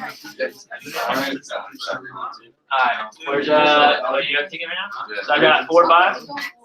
There's 5, but then Max. Alright, it's just standard. Hey, System man. All right, so Max is someone else will pick for Max. Wait, it's just a random draw? You can pick from. I'll pick for Max. I'll pick for Max. I'll pick for. I'll pick for Max as an Max, I guess. Yeah. All right. Well, with the people that are here, sucks to suck. You should have been here. Sorry guys, you're on here. Meeting has ended after 40 minutes of idle time. later. All right, cool. We're good. All right, ready? AMs. Go AMs. Where's Amy going? Amy, we're doing the draft right now. She's on a phone call with Jason. She's gonna hold it. All right. I'm sorry, can you repeat that? Just tell him it's not important. No, can we just tell Jason to like? Yeah. We gotta finish this up. This is more important. I'm not gonna be emotional. Yeah, probably not. Yeah, exactly. Oh, I might add a wild card, which is I'll add some mini line versus some other things. So I'll let you know, but I probably won't have you in this draft, but I probably will have you a part of it. Just not excited. yeah, me too. Huh? You put Adrian on the phone with him? Oh, All right, good, cool. good. All right, I'm picking the ticket. The round. Just what AMs are the captains. So picking people. All right. 1, 2, 3, 4, 5. Okay, so yeah, put it on the order form. And then put the specific date on it. What do you have time on? Oh, we're picking who's captain. Wow. You're probably gonna just put people on the list, and then you'll make someone who's captain. That's what I'm deciding. I'm gonna have you guys pick, so you guys can actually pick people appropriately, and then I'll have you guys get pick someone who's captain. Oh, we're picking. Yeah, we're all. Yeah, don't worry about it. You're about to pick. You're about to pick. Hey, Adrian, I'm only doing 5 groups, by the way. So that means I'm not making captain. Nah. How many you have many teams? Okay, Yeah. You're gonna win without 7? Why can't we do 6? Huh? Why can't we do 6? All right. Well, that means 2 of the AMs are gonna be on the same team. Wait, but Andrew said the Okay, that's fine. AMs are not I'll going take- to. It I'll doesn't take matter. It doesn't Max. matter right now. Yeah, It's so not first important. pick gets The AMs are a picking the manager. AMs to get teams. I'm gonna have you guys make someone a captain on the team. Yeah, first pick gets a manager. Any manager. Like, I'll take Max. not as Okay. much. Like, First pick is a manager. Yeah. What are you talking about, bro? Like first pick. Dude, I can only hold up. Shh. Everyone stop talking. Yo, hold up. I can have 5 people. I'm only having 5 teams, so we're not picking 6 teams. So, you know, it's either all right. So I'm taking off Max not having any team. I guess not. All right. Huh? No, he'll be on one with one of y'all. Pick one, Well, you I get it. guess. He'll be on one with one of y'all, so y'all can pick him technically. So now he's part of the group here. Okay. All right, ready? This is the winning ticket. I don't know who's People on this. the side. Yeah, those of you up for grabs. All right, see that. 5, 4, 6, 7, 2, 0, 6. Yeah, baby. Oh, it's me. All right, you got first pick. All All right. Well, so these are people that are up for grabs, including the people over What are their here, goals? Can you and see them? including It's next to their name. Max. Okay. Max. Hold up. Let me put the AMs right. I'll do it. I'm gonna write it on a computer here. I'll put it on the screen this way. You're so excited. You're like, I know. Oh my God, no. I really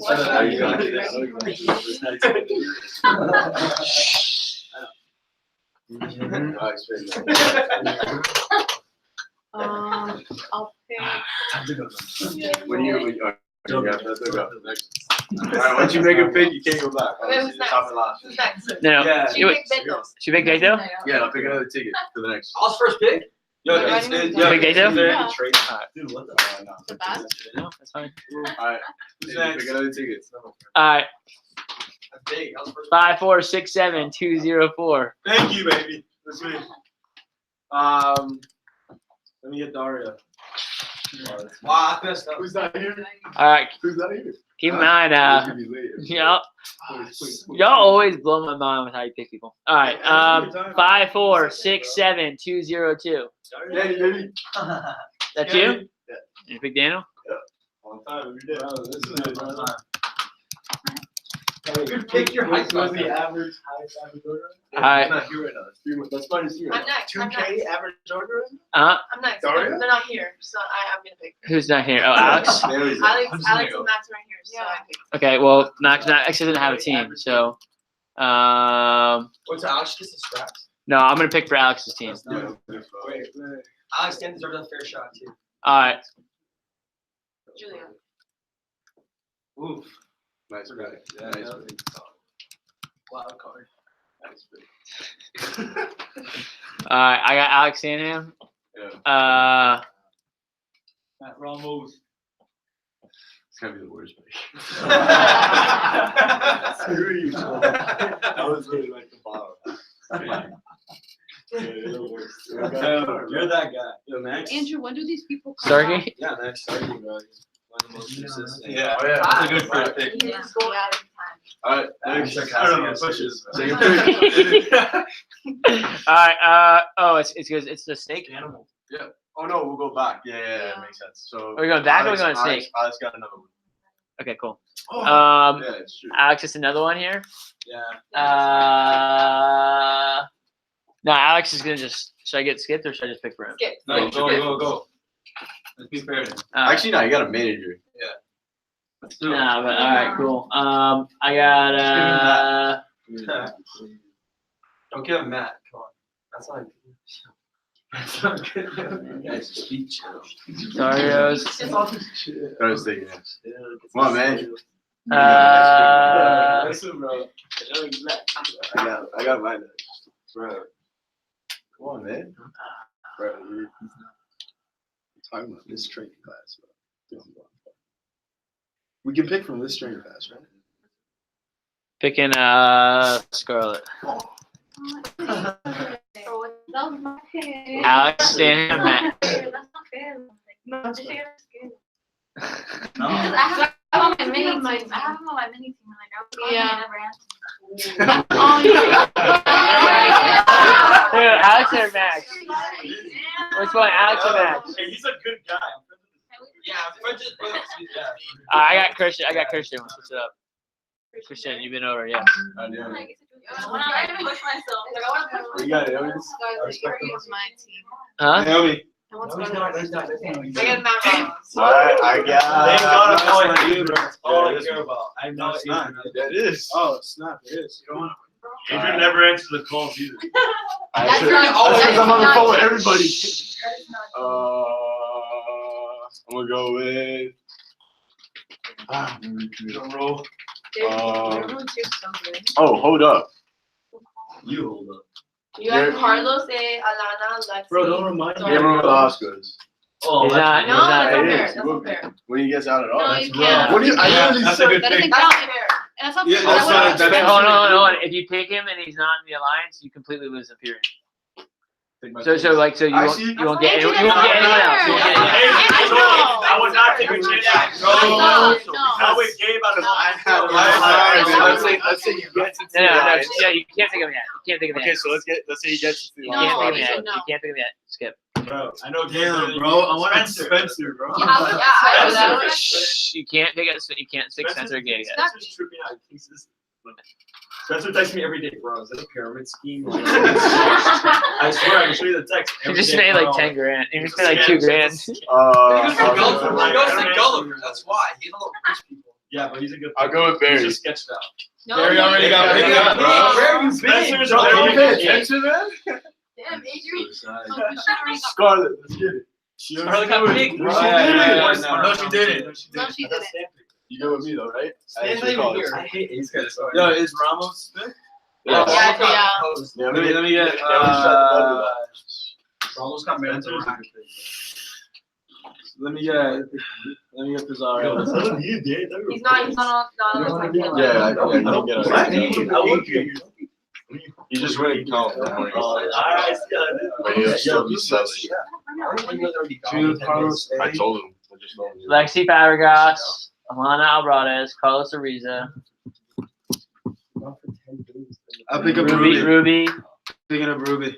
Yeah. You don't know how many extra points you're gonna get off of dedication, bro. You guys are just thinking about sales. Big facts. Ruby's like the most dedicated in here. I Sean. touched my Smart, man. I know. Don't take Lexi. Y'all not thinking about that. Yeah, sure. Jonathan, I'm letting you know Nice, that good call pick, you Amy. gave me last night. Okay. That was the only reason why. I Let's go, Amy, again. Let's go. Lexi? We'll do the same thing for the push. Oh, yeah. Again? What? How many people Yes, are left? dude. It's just Carlos Alana, and Alana? Carlos, David Velasquez. and Yeah, that's what. Wait, how about Matt P? No, No, he's he's not here. Oh, No, it's just them two left. Yeah, no. yeah, so 2 of y'all are gonna get 4, and then The other people will get first dibs on Ooh, man, Kevin getting new people. He's going out of town. All right, I think we should all go even, And when did and as more people are in, we'll redraw. Like stay at Yeah. 2, 3. He's not gay like and that. then we'll just We'll come back. So you're saying, hold off, keep it even, don't put Carlos and Alana on a team yet. Wait 3 days until I have the alliance finalized, and then you get first pick again. Yes. And then we'll go in that order. Yes. Great idea. Wait. if I get first pick again, yes, I'm down. Well, I mean, Are we you pick okay off with where we that, left off, yeah. Unless anyone specifically would like to take Carlos or Alana right now. Captains, like as in like you want to take him and give up. Do you lose your pick for whoever comes in next? Your team sport. Your team I'd like to pick off where like. we should raffle off. Yeah, right. Like this is hear me out. Yeah, it is because it's the last round, I guess. No. I'm saying we should raffle off the next first pick because we would have made different decisions on it. Like if everybody was in it originally. Bro, he's just a fan because No, Gabriel and Spencer. I'll make my own. Alright, so all right. Hey, here's the deal. Shh, everyone, listen up. Yeah, Raffle it off that's not fair. You guys are AMs. Can you make a group chat with your people real quickly? Okay. Also, you're gonna get a fourth person. The AMs are not the team captain, so that means that one of y'all is gonna be the team captain. Charge of like the same way that your AMs manage your mini team group chat. I want y'all to be doing that for your team group chat and be keeping track of and driving the points. The AMs already have like 20 reps to manage. They don't have time to keep track of all the points and keep track of even additional reps and on top of that too. What's your role as a captain? Role as the captain is to make sure you guys win. Okay. And make sure your team's feeling good, staying motivated, and also just keeping track of like the point system and making sure that your team's points are on point. So also a team captain should probably be someone that is somewhat organized as well. Or y'all can if y'all think you're really not organized, you can have someone else be it. I don't know. We still have the fourth round person pick, and that will be the final additions to the team. Chances are there'll be some new training classes that will get added into the alliance that will maybe join the competition. I might have them form their own group, or depending on how many people it is, I'll add another person to every single team. We will just see what we want to do. Every once in a while, I can do mid-team switch-ups. So figure out team name, whatever you guys want to be, and that's the last thing for today. I'm going to go ahead and show you guys how to order from Vector Connect. Okay, guys, if you need to get out. Andrew, didn't you Yeah, I did. Whoops. I want to be texting me. I'm not buttered. I don't want to be. I'm super chill. Yes. Yeah, I'm going to show you guys how to.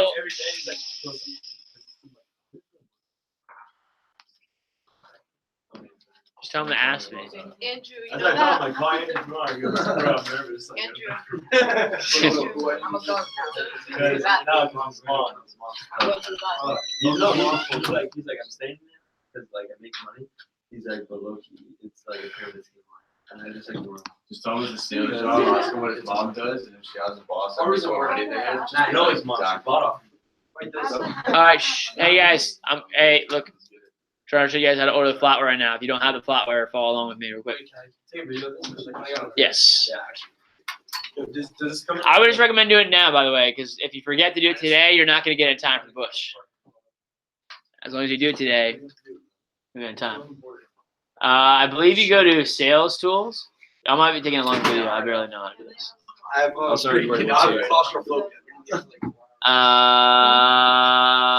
have Service calls. Take a video for me, man. Go ahead. Start us off. Yo, the AMs, did any of y'all know how to do this? Yeah. Is it sales tools? Yeah, it should be selfie. No, go to sample kits. No, it's not under my office, man. They don't have that stuff. My account, real quick. Or no, roller orders. So it makes sense on a roller. Buy, return sample kits, contest. Buy, return sample kit, right there. Yeah. And there's options to buy more stuff on there. Yeah, there's a buy of a flower sample. it wasn't like across the street. Like I was just staring. No, that's a different section. Yo, I'm taking videos of me just scrolling through everything. Oh. Stats, customer orders, Rolo, gift services, closeout dates, time search test, digital prospectus, buy cocoa samples. No, I'm not. I don't have one. Alright, I got it. Here's how you do it. Yo. You go to weekly set. You go to Rolo orders, non-customer orders, buy cocoa samples. I feel like it might be different on non-manager account. But once you open it up, okay, you can buy all sorts of things on here, by the way. 3-piece, Okay. 3-piece flatware. Pearl sample completion set. You can buy if you wanted to get a like a complete set knives, you can also do that. Hardy slicer, vegetable knife, cleaver, boning knife, ultimate roll up. You can get branded products. Yeah, you can get everything in here. Shredder printer, bias presser, ice cream scooper, and can opener. Here's what I would get. You get this right here. Oh. 3-piece stainless flatware set. Yeah, it's $25, and then you just purchase it. That's it. Go crush it. Yeah. See you later. Bang that. Yes. Slay. And all right, without further ado, we're signing off. We'll see you guys later.